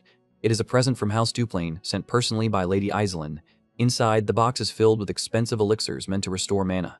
The maid explains how valuable the gifts are, but Alente's expression turns cold as frost. She orders the maid to throw away every one of them. The maid is startled and asks if she heard correctly. Alente repeats the command with icy firmness and says that she wants the gifts removed from her side at once. Then she turns back to what matters to her and asks whether Derrick has arrived. The maid replies that he has been preparing since dawn. On the nearby table rests a letter that speaks of the coming winter and the snow beginning to fall. It goes on to ask how the young ladies are enduring the cold. Aislinn writes that her territory has produced many fine goods. She says that she wished to share them with the ladies of the salon and hopes they enjoy a peaceful day. As the elegant words are read aloud, Alente's jaw tightens. Her determination only grows harder in the face of what she takes as pity, and she heads out for the next ordeal. Under a sky thick with gray clouds, Lady Alente finds Derrick already waiting in the courtyard. He notes that she has come early, but she has no patience for small talk. She demands that he give her a proper evaluation of the progress she has made after weeks of effort. Derrick watches her with a blank expression, saying nothing at first, and the silence stretches until she presses him again and forces him to answer. Derrick reflects on how long they have trained. Then he looks at her with a blunt honesty sharper than a blade and says that giving up may actually be the better path for her. The words remain hanging in the cold air. It is a direct blow against the fire that has driven her onward, even as it destroyed her health. Anger blazes in Lady Alente's eyes as she asks why he keeps insulting her. Derrick gives a dry apology if his words hurt her, but he does not take them back. She straightens herself, her voice shaking with fury, and asks how he could possibly tell her to surrender. She says that her goal has never changed. She says that she has to know how to defeat Aislinn. The confrontation erupts as Alente shouts that she hired him to help her win, not to teach her how to quit. She tells him to leave if he came only to say such ridiculous things, claiming that he is wasting her precious time. Derrick does not react to her anger. Instead, he asks one last question, wondering what she will do if victory is simply impossible. His red eyes stay locked on her as he speaks with chilling clarity, saying that obsession with winning often halts a person's growth. In his view, humbly accepting defeat can sometimes be necessary for real progress. Lady Alente recoils, tears gathering across her face. To her, such a road feels unbearably pathetic. She finally lays bare the truth of who she believes herself to be, reminding him that she is only a shameful and petty woman who spread rumors about Aislinn. The titles others gave her, such as Belmart's Pillar and the Flower of Rosiah Salon, feel to her like empty falsehoods. A hollow sense of worthlessness swallows her as she insists that she is nothing like those grand images. Her voice breaks as she admits that petty jealousy has consumed her. She cries out that she accepts the truth at last, acknowledging just how inadequate and pathetic she really is. Now that she has confessed everything, she says there is no reason left for her to keep hating Aislinn. Derrick stays silent as she trembles before him. Even though she understands the truth of her situation, she still cannot understand why her heart remains so unsettled. The burden of her petty inferiority complex keeps crushing her from within. She asks why it still refuses to disappear. In the end, only one phrase can describe what is tormenting her. It is self-hatred. With painful honesty, she explains that she wanted him to witness just how serious her resolve truly was, even if that meant exposing the ugliest parts of herself. Now she has questions of her own. A quiet hatred toward herself had always existed inside Alente. Her mind had never stopped racing toward one goal alone, finding a way to defeat Aislinn. At first, it might have looked like nothing more than rivalry or envy, but the source of her suffering ran much deeper. She never truly hated Aislinn. The one she despised most was herself. This was never about a shallow grudge. To her, victory had become the only way to escape the inferiority and self-loathing that had wrapped around her heart. Moved by the weight of her confession, Derrick steps forward, the wet ground splashing beneath his feet, and gives her a simple, firm answer. He says that they will win. His expression hardens with absolute certainty. He says that he will make sure she defeats Lady Aislinn. Sunlight catches against his silver hair as he makes that promise. Alente slowly looks up. A new spark begins to rise inside her. She quietly accepts his words and agrees to walk the path ahead. Some days later, the scene shifts. A carriage travels forward before stopping at a grand estate revealed to be the territory and residence of Count Belmar. From inside, Lady Alente's former teacher steps out alone. As he surveys the area, a red-haired noble approaches with calm composure, welcomes him, and says that the trip to Everstein must have gone smoothly. Maintaining proper manners, the teacher offers his greeting and asks after the Lord's well-being. The red-haired noble answers that the journey must have been tiring and invites him to sit and rest. The two men take their seats and settle into a calm exchange. After a brief pause, the noble remarks that it has been quite a while since he last saw Lady Alente and says that he is curious about how she has been doing. The teacher replies that she is doing well and says that she has recently been devoting herself to improving her magic. Hearing that, the red-haired man reacts with open amusement and admiration. He says that he has never met a girl with such remarkable talent and adds with confidence that it will not be long before she surpasses even him. As the teacher watches the red-haired lord, anxious thoughts fill his mind. He realizes that the truth can never be exposed, because if anyone learns that Lady Alente is being trained by a mere commoner, both of them will face severe consequences. Meanwhile, the noble casually mentions that he also has matters to handle in Everstein, prompting the teacher to respond with polite curiosity. The man then says that he would like to surprise Lady Alente with an unexpected visit and a gift, wondering how she might react. On the outside, the teacher keeps his composure and says that Lady Alente would surely be delighted. Inside, however, dread grips him, and he can only hope to survive the ordeal without disaster. The scene then shifts to the outskirts of Everstein, where a massive door stands ominously at the entrance to the nameless labyrinth.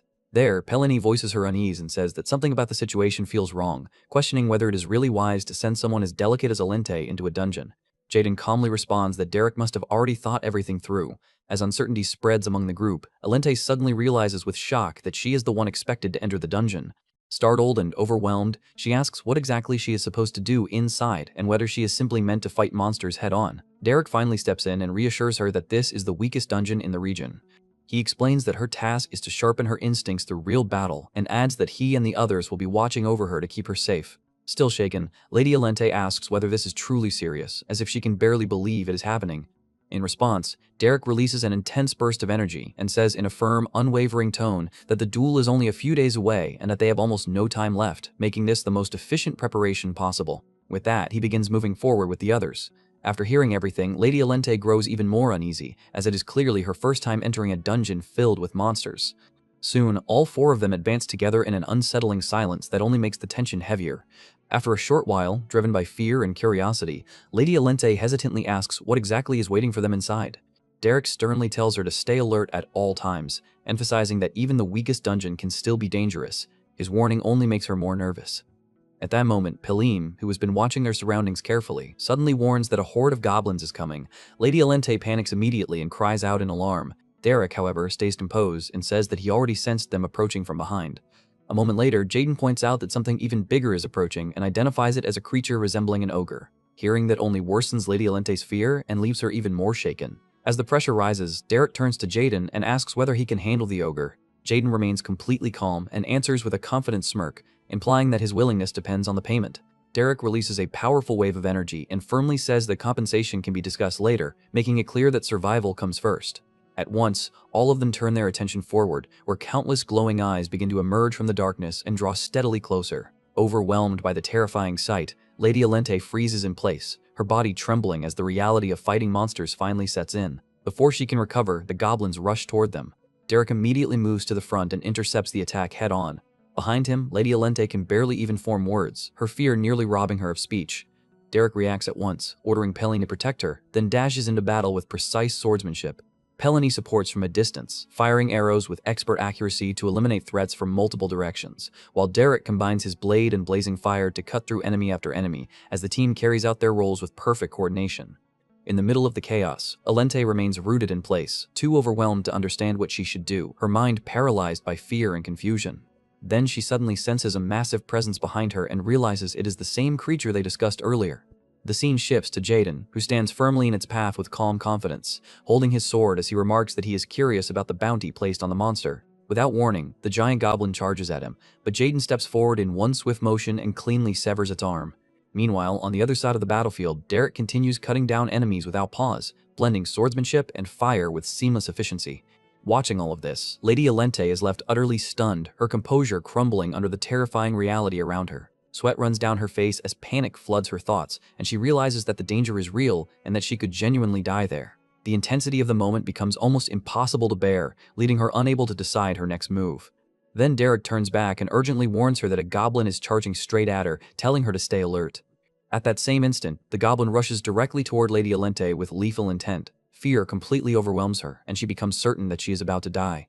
Her mind goes blank, and her body locks in place as the monster closes in. From behind her, Derrick's voice rings out firmly, telling her that she has to defeat it herself.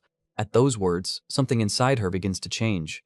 As the goblin comes closer, fragments of her past rise in her mind, forcing her to face the image she always had of herself. Deep down, she admits that she has always known how naive and pathetic she used to be.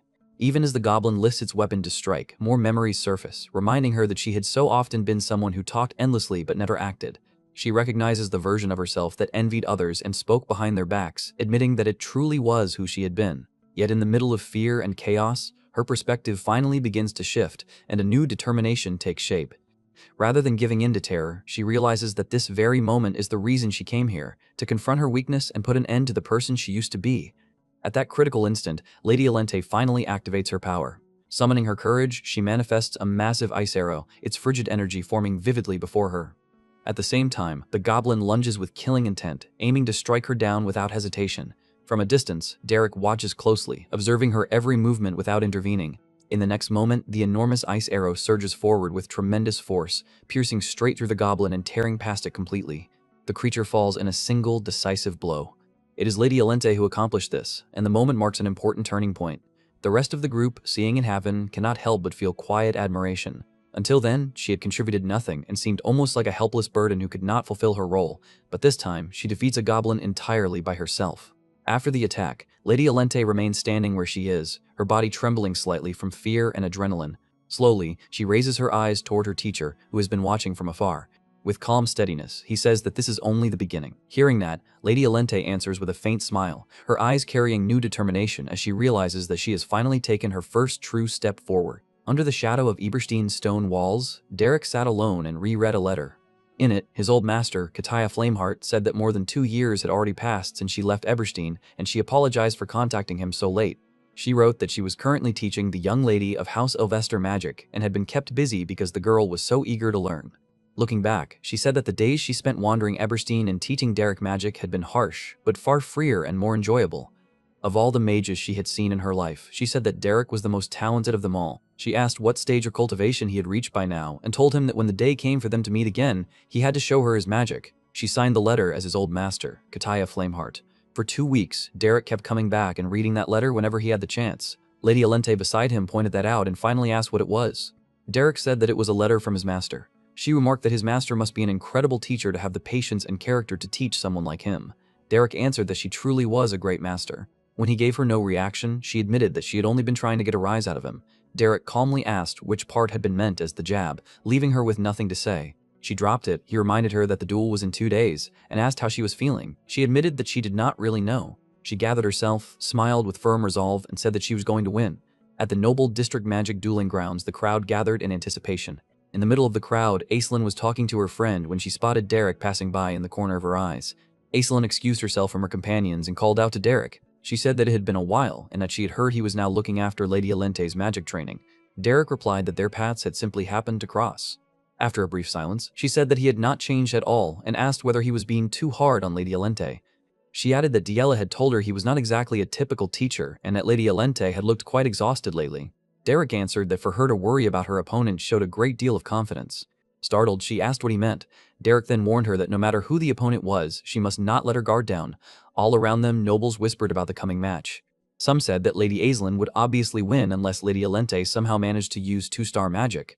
Others pitied Lady Alente and said that her face looked noticeably gaunt. Soon the atmosphere shifted as Lady Aislinn appeared, elegant enough to draw admiration from every direction, and the watching ladies openly marveled at how beautiful she looked. Elsewhere, with footsteps ringing across the grounds, Lady Alente moved forward with her heart fixed on only one thought, repeating to herself again and again that she would win. Lady Alente fixed her gaze ahead and declared to herself that she was definitely going to win. With Derrick watching from behind, she stepped forward to face Lady Aislinn. Aislinn greeted her gently and said that she hoped Lady Alente had been well.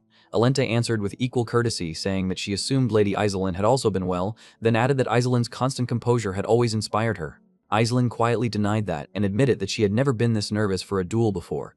Alente smiled and asked if they should begin. At once, both women summoned mana. Blue power swirled around Aislinn's hand and body, while blazing orange flames gathered around Alente. Their magic spread across the dueling ground in opposite colors, pressing against one another as the air trembled between them. Alente moved first.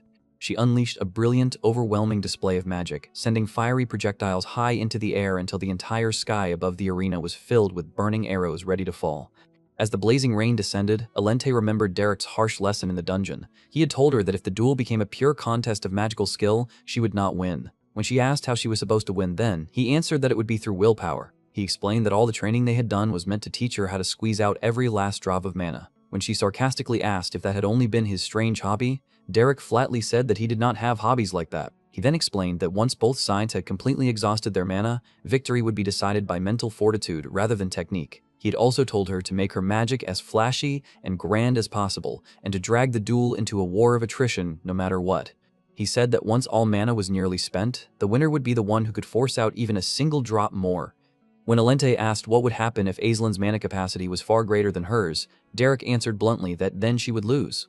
He added that mana capacity was mostly something a person was born with, but reminded her that the blood of House Belmyard flowed through her veins. In the end, he told her simply to believe in herself. The watching nobles and Aislinn stared in shock, and she inwardly wondered if Lady Alente had always been this strong.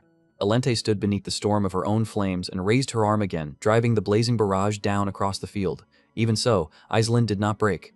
Wrapped in blue mana, she spread her power outward and formed a vast defensive current around herself, standing firm beneath the fiery rain. With her eyes sharpened by resolve, she declared inwardly that she would be the one to win. Lady Alente stood beneath the open sky and released a fierce rain of blazing arrows. Golden flames tore across the dueling ground, pouring down in endless streaks of heat and light as she continued firing without the slightest pause. Lady Aislinn calmly lifted both arms, wrapping herself in a broad current of blue magic. The fire arrows slammed into her defense one after another, detonating around her and shaking the arena, yet she remained steady inside the spinning barrier. The spectators stared in disbelief. One of them stammered that this was Lady Alente's magic, then added that her mana reserve seemed to have grown tremendously.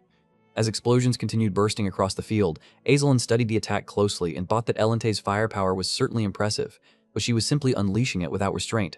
At this pace, Aislinn believed Alente would exhaust her mana very quickly. Then Aislinn's gaze sharpened. She realized she had finally found Alente's position and thought that now it was her turn. Blue magic gathered around her hand and shaped itself into a long ice spear.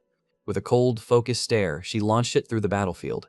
The spear ripped through the smoke and dust, flying straight toward the red-haired noblewoman. Alente ran forward through the chaos, but the attack pierced through what seemed to be her body. Aislinn's eyes widened when she realized it was not the real Alente. She thought in shock that it was illusion magic. She could hardly believe Alente could control moving illusions so skillfully, especially since such a spell would consume a massive amount of mana. Before Aislinn could fully regain her composure, the real Alente appeared behind her and rushed in with sharp determination. Derrick's strategy flashed through Elente's mind. During their planning, he had told her that this method would work. When she had asked what he meant, Derrick explained that she should overwhelm Aislin's vision with flame arrows, then use illusions to deceive her. After that, she had to close the distance and fire ice spears from close range. He said that even an experienced mage would expose an opening and fall for it, but he also warned that her opponent was not merely an experienced mage.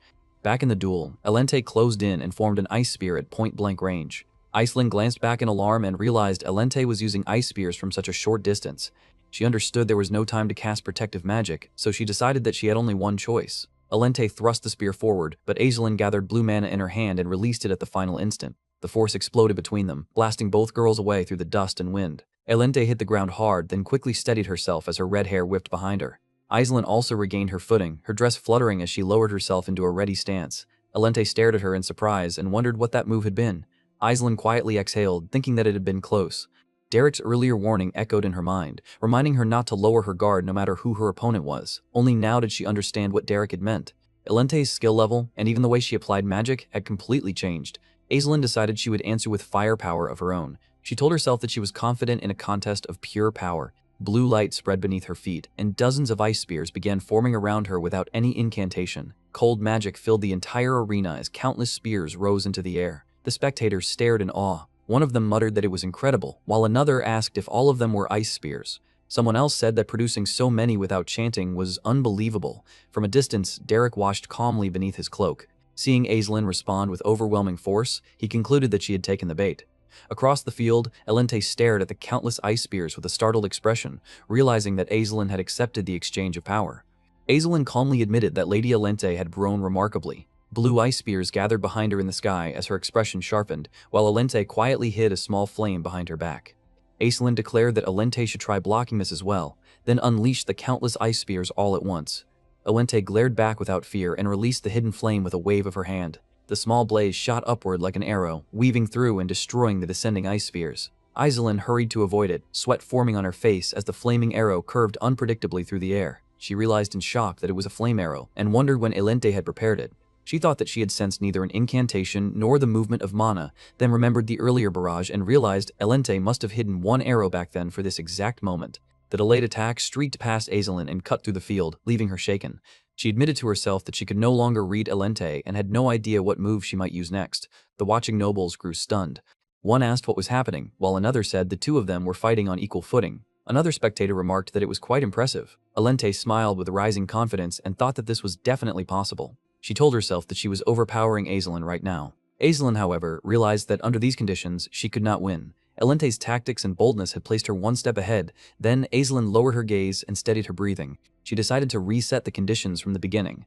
Derrick watched from the side with a stern expression and said that this was where the duel truly began. Aislinn released a sudden surge of blue mana. Wind exploded outward across the arena, forcing Elente to brace herself. Elente wondered what that sudden wind was, realizing it was not magic but something closer to raw mana. Then her eyes widened in alarm as she realized she could no longer feel the surrounding mana. For a brief instant, all mana around the field vanished. Derrick observed that this was mana alignment, a phenomenon where overwhelming mana temporarily seized control of the surrounding mana. When one mage forced out mana beyond their limits, the mana nearby aligned under that pressure. Aislinn gathered a blazing sphere above her hand. The surrounding mana bent toward her, forming an enormous fireball in the sky. In other words, Aislinn had exceeded her own limits in that moment. Elente stared upward in shock as the massive fireball swelled above the arena. Aislinn raised her arm, her blue eyes burning with resolve, and unleashed a 2-star fireball. During one of their training sessions, Lady Elente lay on the grass, breathing heavily with her red hair spread around her. Derrick approached and told her that he had brought water, asking her to drink. She sat near the small fire, accepted the pouch, and thanked him, but her hand hesitated. With a troubled expression, she told Derrick that she was honestly unsure. She asked whether she could truly defeat Aislinn after only a few weeks of training. Derrick answered without hesitation that she would win. Then he corrected himself and said, more precisely, that she would win in a certain sense. Back in the duel, the spectators stared at the enormous burning sphere above the arena. One of them asked if that was really fire, while another realized in shock that it was a fireball, and even a 2-star one. Elente looked up at the massive fireball in disbelief and asked if that was truly a fireball. Panic seized her as she realized this was not the situation they had expected. She turned toward Derrick and asked what this was and what she was supposed to do. Derrick remained silent, watching with an unreadable expression. Elente yelled at him to stop wearing that stupid face and give her something useful, calling him a fraud. The fireball descended, flooding the arena with blazing light. Elente trembled as she realized protective magic would never block a 2-star spell, and an ice spear would not work either. As Aislinn extended her hand with calm resolve, Elente admitted to herself that she had known it all along. She thought it was impossible for someone like her to defeat Aislinn. The spectators watched anxiously as the fireball crashed down. At the final moment, Elente threw herself aside, barely escaping as the ground erupted behind her. Dust and flame burst across the arena while Aislinn gasped, realizing Lady Elente had dodged it. Aislinn noticed that Elente had used the exact same method she had only witnessed once before. Derrick watched silently and understood the crucial difference between them. He thought that Aislinn lacked experience with 2-star magic, and that a 2-star spell used by someone inexperienced became nothing more than a monster that devoured mana. Aislinn's hand trembled from the strain, but she clenched her fist and continued. Derrick realized that Aislinn had acknowledged Elente's effort and talent, and that she was now going all out. He thought this was Aislinn's way of showing courtesy and respect to someone who had worked so hard to stand against her. Elente rose from the dust, breathing hard but still on her feet. At last, she understood what Derrick had been thinking. A faint smile appeared on her face as she thought that if she could endure this, she would win. Aislinn raised another blazing fireball above her head and declared that she would win. Elente stared forward with renewed determination as the fireball rushed toward her.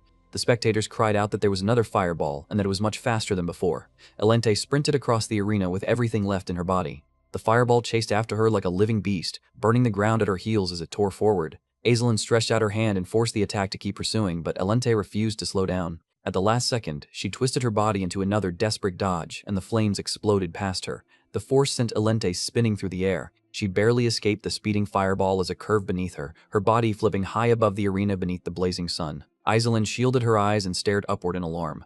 Even as she fell, Elente calmly gathered her thoughts. She decided that if she moved this unpredictably, Aislinn would not be able to read the path of her next attack.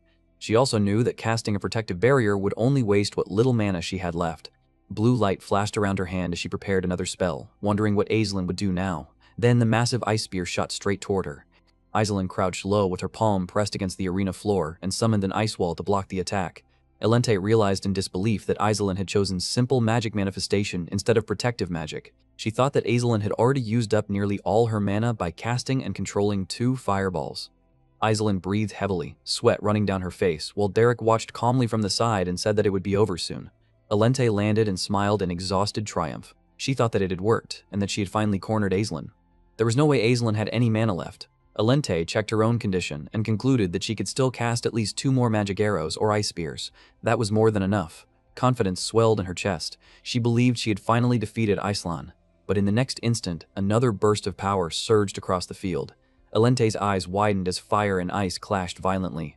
Aislinn had cast a fireball from the cover of the ice wall as the smell crashed through the ice wall.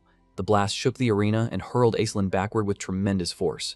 Aislinn crashed to the ground and gritted her teeth, but the fireball still tore through the air. Elente stood frozen as the flaming spell passed overhead, barely missing her. Her expression stiffened.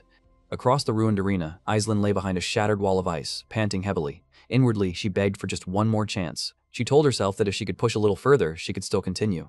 Her fingers trembled as she forced blue mana to gather again, even though her body was clearly at its limit. Elente looked down at her in silence. Despite her exhaustion, Aislinn's blue eye sharpened with unwavering resolve. The truth was that no noble lady in Everstein had ever shone brighter than Aislinn.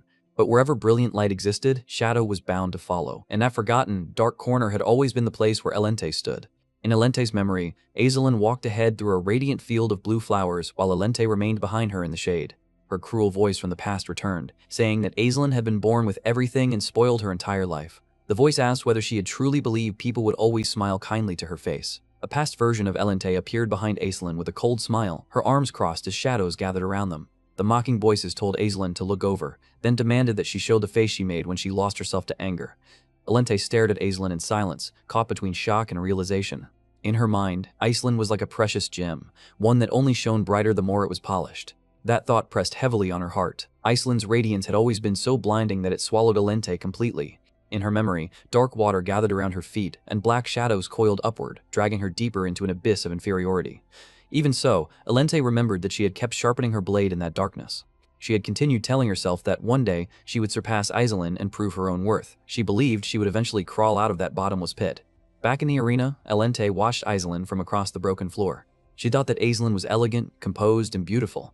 Even with her hair disheveled and her body covered in mud, even after stumbling and rolling across the ground in front of everyone, Aislinn still wore that calm expression. Elente wondered how she could remain so composed. Then she understood.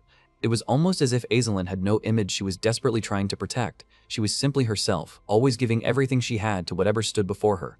The crowd shouted for Lady Aizelin to keep going. Some yelled that she could do it, while others urged her to stand. Aizelin knelt on the ground, trembling with exhaustion but still trying to rise.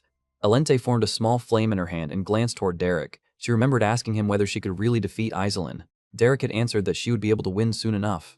Alente stood inside the dark reflection of her own thoughts and decided that this was the end. But even if she won, she realized she would only return to the same place where everything had begun. She would still be nothing more than the shadow standing behind Aizelin's light. Aizelin struggled to gather mana again, blue energy flickering weakly in her hand. Alente watched her for a long moment, then smiled faintly and said that it was a shame. Aizelin looked up in confusion. Alente casually lifted both hands and announced that she was out of mana. Aizelin froze and asked in disbelief what she meant. Alente stepped forward and said that Lady Aizelin truly was amazing, and that she supposed she still could not beat her after all. Then Alente declared that she forfeited. She added that it had been an incredible match, while Aizelin remained kneeling on the ground, stunned by the sudden surrender.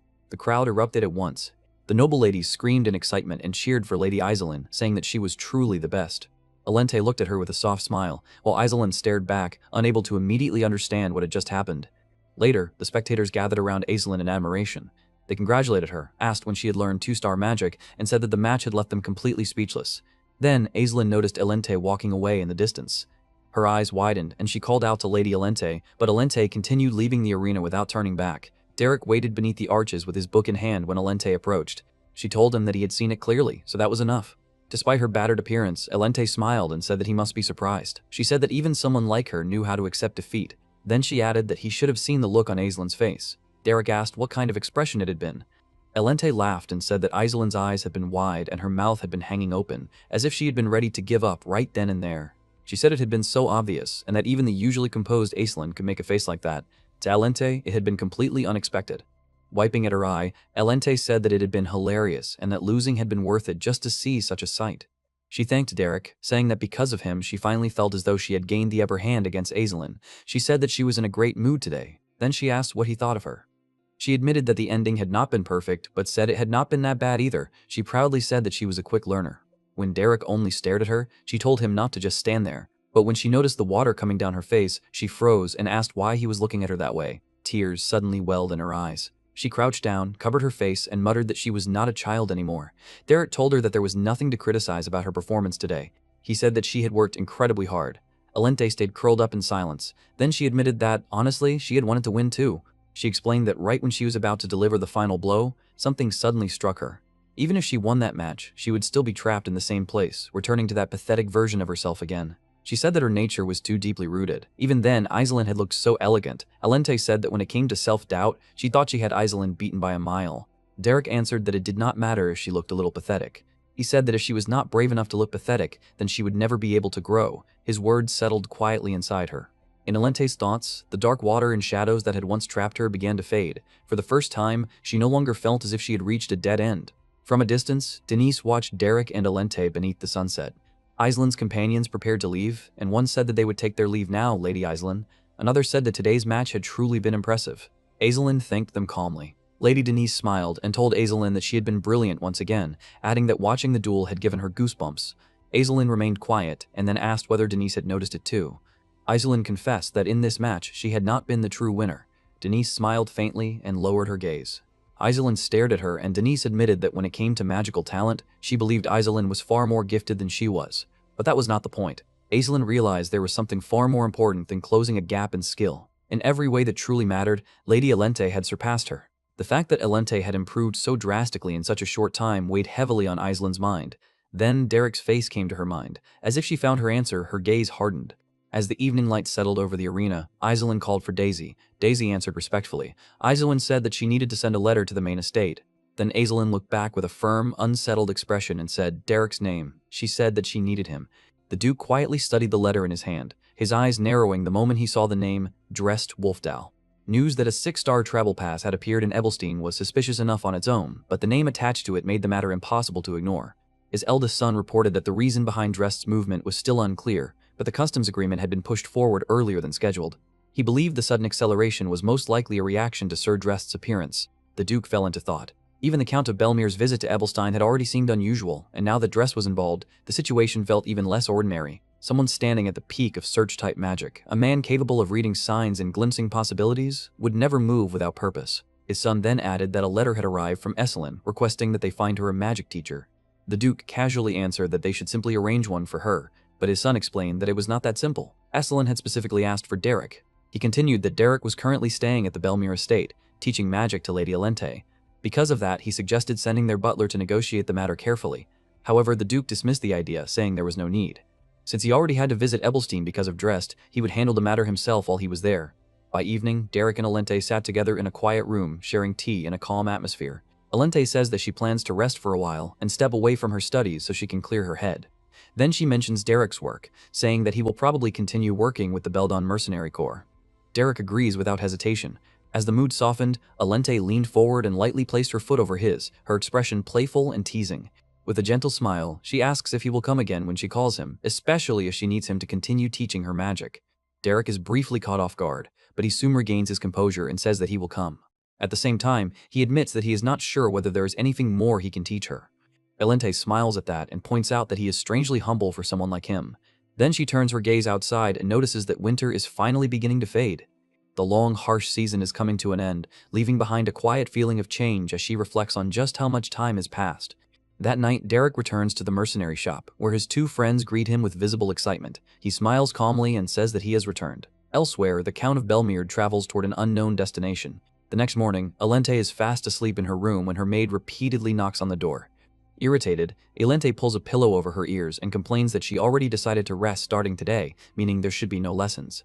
The maid hesitates, then explains that this situation is different and that Alente should come out and see for herself. Still annoyed, Alente gets out of bed and walks to the door, saying that she clearly told them to say she was unavailable. She begins repeating that she is resting from today onward, but the moment she opens the door, she freezes. Her father is standing there. Overjoyed, he says that it has been far too long and calls her his pride, his jewel, and his treasure. Alente is so startled that she immediately shuts the door in his face. Behind the door, her thoughts race as she wonders why her father has suddenly come there. After a short pause, she opens the door again, forcing an awkward smile. She politely asks what brought him all the way there and requests a little time to change before speaking with him properly. Her father continues expressing his affection, calling her his beloved daughter and precious jewel. But before he can continue, Alente closes the door again. Soon after, the two sit together over tea. Her father brings up the young lady of Duplain, saying that she could not have been an easy opponent. Alente agrees and admits that she learned a great deal from the encounter. Her father then turns the topic to Derrick. He says that if a mere mercenary can teach so effectively, it would be best to keep him exclusively under the Belmere estate. Alente hesitates, pointing out that the vassals would likely oppose such a decision. Her father chuckles confidently and says that there is nothing he would not do for her. He tells her to trust him completely. Hearing that, Alente smiles softly, comforted by his words. Later, Derrick and his companions head out to hunt goblins. In the middle of the hunt, one goblin suddenly rushes in from behind, aiming for Derrick's blind spot. Palin notices the danger and urgently warns him. Derrick instantly activates his mana to respond, but at that moment, he senses something strange inside himself. The feeling is unfamiliar, almost like the presence of 3-star mana. Acting on instinct, he releases a fireball. A massive surge of fire mana bursts from his hand, far stronger than he can properly control. The spell obliterates the goblins at once, but its force is too overwhelming. The backlash strikes Derrick as well, leaving him injured. The explosion echoes through the area, and she calls out to him in fear. After the incident, they return to the shop. Palin explains everything to their uncle, who is shocked to hear that Derrick nearly lost his life. The blonde subordinate, still furious, complains that she cannot understand whether all mages are this reckless. She questions why anyone would attempt a 3-star spell just to hunt ordinary goblins. Meanwhile, Derrick stares down at his own hands. He reflects on the strange inconsistency he felt in that moment and compares it to the time he first reached 2-star mana. Just then, an unfamiliar voice speaks from behind. An old man in a cloak calmly advises him not to grow anxious just because he feels stuck. He says that forcing progress is unnecessary, and that the School of the Wild originally pursued the natural flow of things. However, he also remarks that such advice rarely works on mages like Derrick. Derrick studies him carefully and realizes that he cannot sense even the faintest trace of mana from the old man. Yet instinctively, he understands who the man must be. The presence before him is unmistakable. He is the first and greatest 6-star search-type mage. The old man removes his cloak, revealing himself as dressed Wolfdal, the wandering spirit. With a calm expression, he asks them to bring out any decent alcohol, saying that the fatigue from his travels has built up. That same night, at Dela's palace, the grounds are quiet but tense with effort. Dela practices mana alone, a visible field of power spreading around her and across the ground. She focuses intensely, trying to draw power from it and form ice spears from beneath the earth. Her goal is clear, but no matter how many times she tries, the results are disappointing. Each attempt drains her further, and frustration quickly piles up. Exhausted and irritated, Dela finally drops to the ground and vents her anger, shouting about how difficult and annoying the process is. At that moment, her brother appears nearby with a calm, mocking smile. He comments that he thought she had matured a little, but her temper seems exactly the same as before. Dela jolts in surprise, then glares at him and demands to know when he arrived. Her brother ignores her irritation and instead remarks that she managed to draw out 5 ice spears. Though his tone is teasing, the words are still a subtle compliment. He then suggests that perhaps her improvement is thanks to having a good teacher. Dela immediately rejects that idea. She insists that her progress is entirely due to her own ability and says that Derrick, whom she calls a selfish fellow, has nothing to do with it. Her brother calmly reveals that Eileen is planning to hire that same selfish fellow as her magic teacher. The news hits Dela hard. She reacts with shock and strongly objects, worrying that Eileen might end up being treated the same way she was. Her brother tells her not to say things that could create misunderstandings about Derrick. He then adds that he recently heard at a ball that Lady Alente also intends to continue employing him. Dela puffs her cheeks in frustration, silently wondering why that man is so popular. Her brother answers bluntly that Derrick managed to turn a troublemaker like her into a proper person, so it is only natural for him to be popular. Dela immediately snaps back, angrily demanding to know who he is calling a rascal. But her anger soon fades. She lowers her head and quietly admits that she really had been like that before. Her brother smiles again and suggests that perhaps it would be better if Derrick chooses Eileen. That way, Dela might get another chance to meet him. Dela instantly blushes and stammers, strongly denying that she wants to see him. Her flustered reaction only makes her denial less convincing. Her brother accepts her words on the surface, though his tone suggests he sees through her. Then he reflects that Derrick's reputation is spreading quickly, and says that he hopes the number of competitors trying to hire him does not increase any further. Back at the shop, Drest drinks his alcohol while Derrick watches him in silence. The more Derrick observes him, the more confused he becomes. He cannot understand why someone as extraordinary as Drest Wolfdoll, a mage of such legendary caliber, would be staying in a place like this. After finishing his drink with a satisfied sigh, Drest suddenly calls Derrick by name and confirms whether he is truly Derrick. Derrick answers respectfully, though inwardly he is shocked that Drest already knows who he is. Drest then politely asks if they can speak privately for a moment. Soon after, the two walk together through the quiet night streets. As they move side by side, Drest comments on Derrick's magical talent, explaining that it feels extremely ambiguous and unusual. He says that Derrick has probably never been told this before, because his skills are already outstanding. Then Drest asks why Derrick works so hard and what he truly hopes to achieve by learning magic. Derrick answers honestly that he does not have any grand ambition. After barely grasping a small thread of talent, he simply became curious about how far he could grow and how much further he could push himself. Drest smiles with genuine interest. He says that for a commoner dreaming of reaching a realm above his current position, Derrick is still lacking in many ways. Even so, he offers to help him. The moment Derrick hears that, countless thoughts rush through his mind about who Drest Wolfdoll truly is. Drest is a legendary 6-star mage born as a commoner. By the time he reached adulthood, he had already advanced to the 2-star realm. Later, after starting a family, he successfully reached 3-star. For countless commoners, Drest Wolfdoll was more than a powerful mage. He'd become proof that someone born without noble blood could still climb the world through magic. To many, he was a symbol of hope and a spiritual pillar. His village eventually transformed into something like an ivory tower, gathering commoner mages who dreamed of learning, rising, and finding opportunities they had never been allowed to reach before. But everything changed in the year Drest finally entered the 4-star realm. At that point, the story slipped into the past. Drest returned home one day, only to find his entire family brutally murdered. The horrific sight froze him in place. Shock and terror swallowed him as he stared at what had been left behind. Elsewhere, a count spoke casually with his butler about the aftermath. The count asked whether Drest had calmed down. The butler reported confidently that Drest had already gone into hiding, and that the arrogant commoner mages who followed him had quieted down as well. The count laughed mockingly, saying that commoners were always quick to tuck their tails once fear reached them. Then he arrogantly questioned why commoners were so greedy for magic in the first place. He coldly declared that if Drest ever showed his face again, they would deal with him immediately. But before he could finish speaking, Drest appeared before them. Without hesitation, Drest cut off the butler's head in a single strike. The count panicked and tried to flee, but Drest moved faster. He mercilessly severed both of the count's legs, forcing him to collapse helplessly onto the floor. The count begged for mercy and desperately pleaded for his life, but Drest no longer heard him. His eyes held nothing but revenge. Consumed completely by hatred, Drest killed the count without pity. After that day, Drest spent 30 long years as a fugitive, hunted by the imperial family and the nobility. But during that time, he continued to grow. Eventually, he surpassed the 5-star realm and became a true 6-star mage. Only then did the imperial family realize a terrifying truth. If they continued treating Drest as their enemy, the kingdom itself might eventually be placed in danger. To protect their authority, they officially acknowledged that Drest's revenge had been justified. Then, they granted him a noble title. That was how Drest became a noble, not through birth, lineage, or political favor, but through the overwhelming power of his own magic. Back in the present, Derrick could hardly believe that such a person was personally offering to teach him. To him, there was no possible reason to refuse such an opportunity. Soon after, the scene shifted to the noble district of Evilstein, inside the central conference room of Cleon Hall. Grand Duke Duplain, Grand Duke Veltus Andalof Kellogg Veltus, and the Count of Belmerd sat together discussing political matters. Grand Duke Veltus warned Duplain that if he intended to expand north of the Belko Peninsula, he needed to be careful of the labyrinths in the White Zone. He even offered to dispatch his knights if support became necessary. Grand Duke Duplain immediately mocked the suggestion. He sarcastically asked whether the knights Veltus mentioned were merely those lowly mercenaries. Veltus smirked and calmly pointed out that managing such a wide territory using only private soldiers must be difficult. Then he added that surrendering the territory was also an option. Those words visibly angered Duplain. Sensing the tension rising, the Count laughed awkwardly and tried to soften the mood. He suggested that since the meeting was practically finished, they should visit their children instead. Duplain then mentioned that he had heard the Count's daughter, Alente, fought evenly against Eyeline. The Count smiled proudly and admitted that although Alente ultimately lost, her talent had finally begun to bloom. He confidently said that with proper training from a skilled instructor, Alente would surely surpass Lady Eileen in the future. Duplain immediately brought up Derrick. He coldly said that if Derrick became Eileen's instructor instead, Alente would never surpass her. The Count was slightly irritated, but he kept smiling. He replied that such a thing would probably never happen because Derrick's bond with Alente had already grown quite deep. Internally, however, Duplain completely disagreed. He believed the Count had misunderstood Derrick's character and doubted that Derrick would choose based only on personal affection. Meanwhile, Grand Duke Veltus quietly wondered who Derrick was. The fact that both nobles were trying so hard to recruit him made his value obvious. Veltus immediately decided that he should have Denise investigate Derrick personally.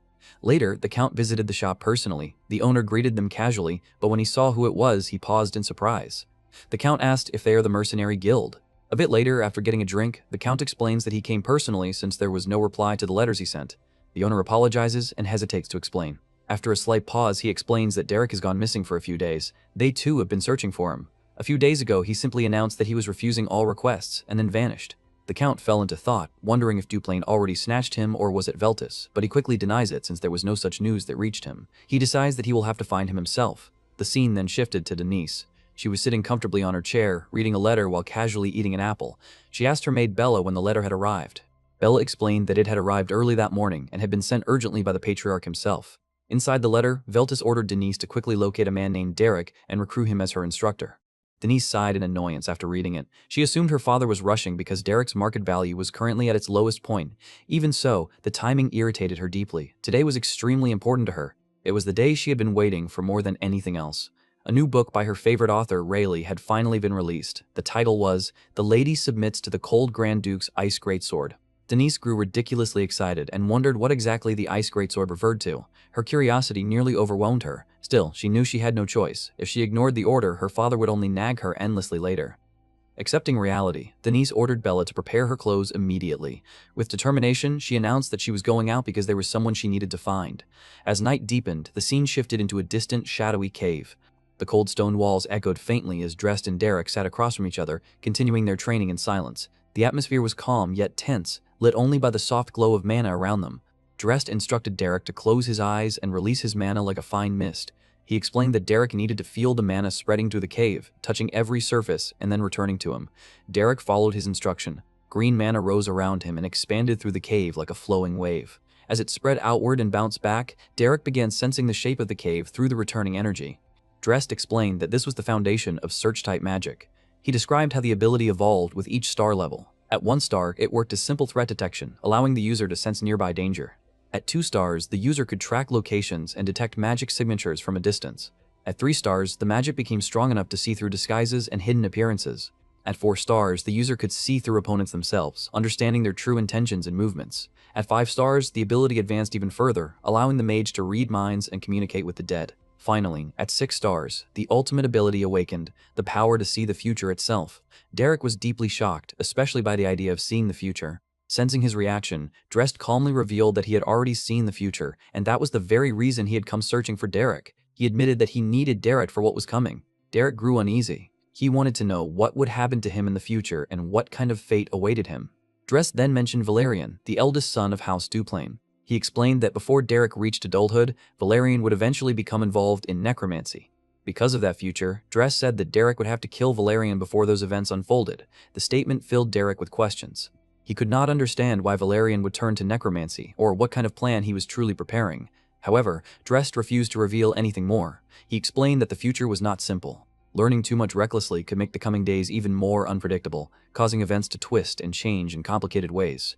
Even so, Drest decided to reveal one final truth. He told Derrick that Derrick was destined to die. Derrick remained silent.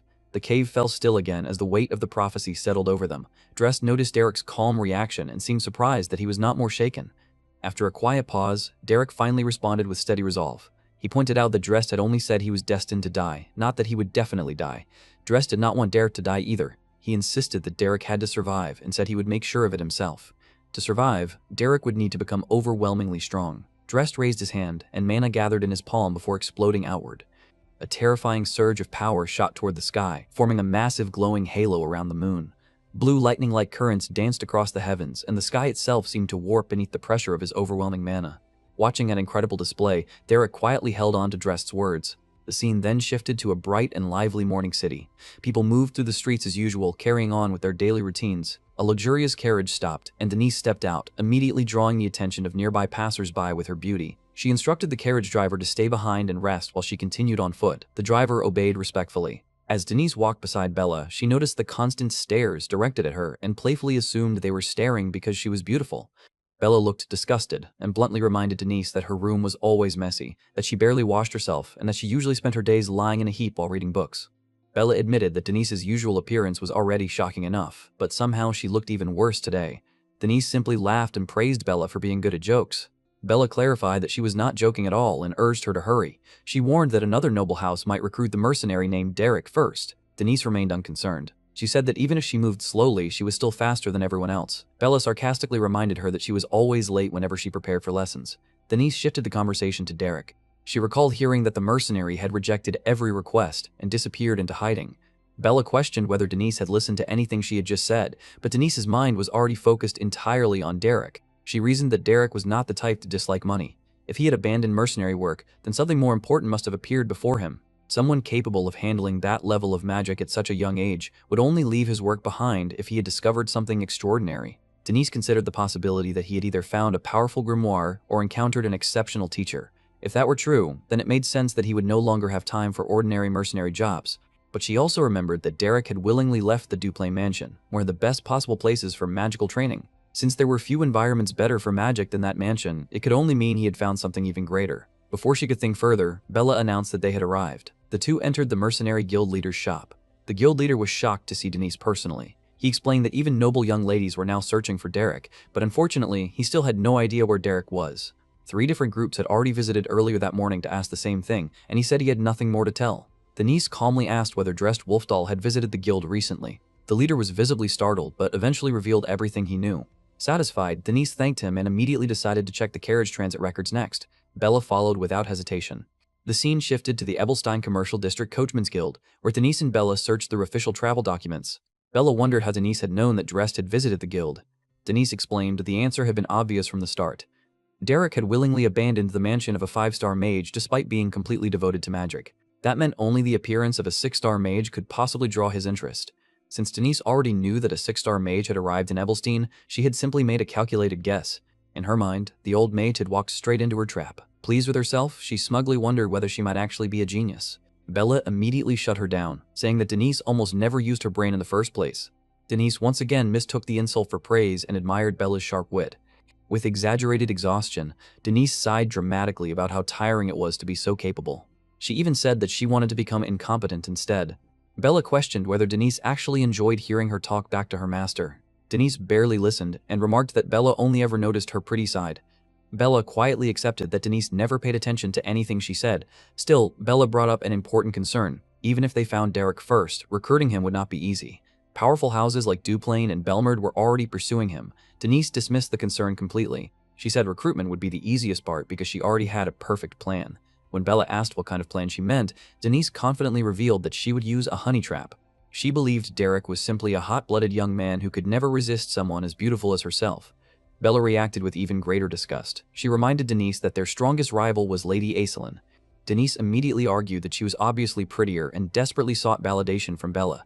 Bella dryly noted that this was the only topic Denise ever actually listened to. At that moment, Bella finally found an important record. A week earlier, a boy in a robe carrying a travel pass had traveled toward the outskirts of Ramhill Hill and the Laspa Great Cave. The scene then shifted to the Laspa Great Cave itself, where Derrick continued his harsh training under Drest's guidance. During the session, Drest suddenly sensed unfamiliar presences approaching. He calmly informed Derrick that members of House Beltis had arrived and seemed to be his guests. Then he told Derrick to go outside and meet them. Meanwhile, Denise and Bella cautiously advanced deeper into the cave. Bella grew increasingly terrified and begged Denise not to go any farther. She suggested returning to report everything to the Patriarch, then coming back later with soldiers. Denise refused immediately. If soldiers became involved, she would lose the chance to claim the achievement for herself.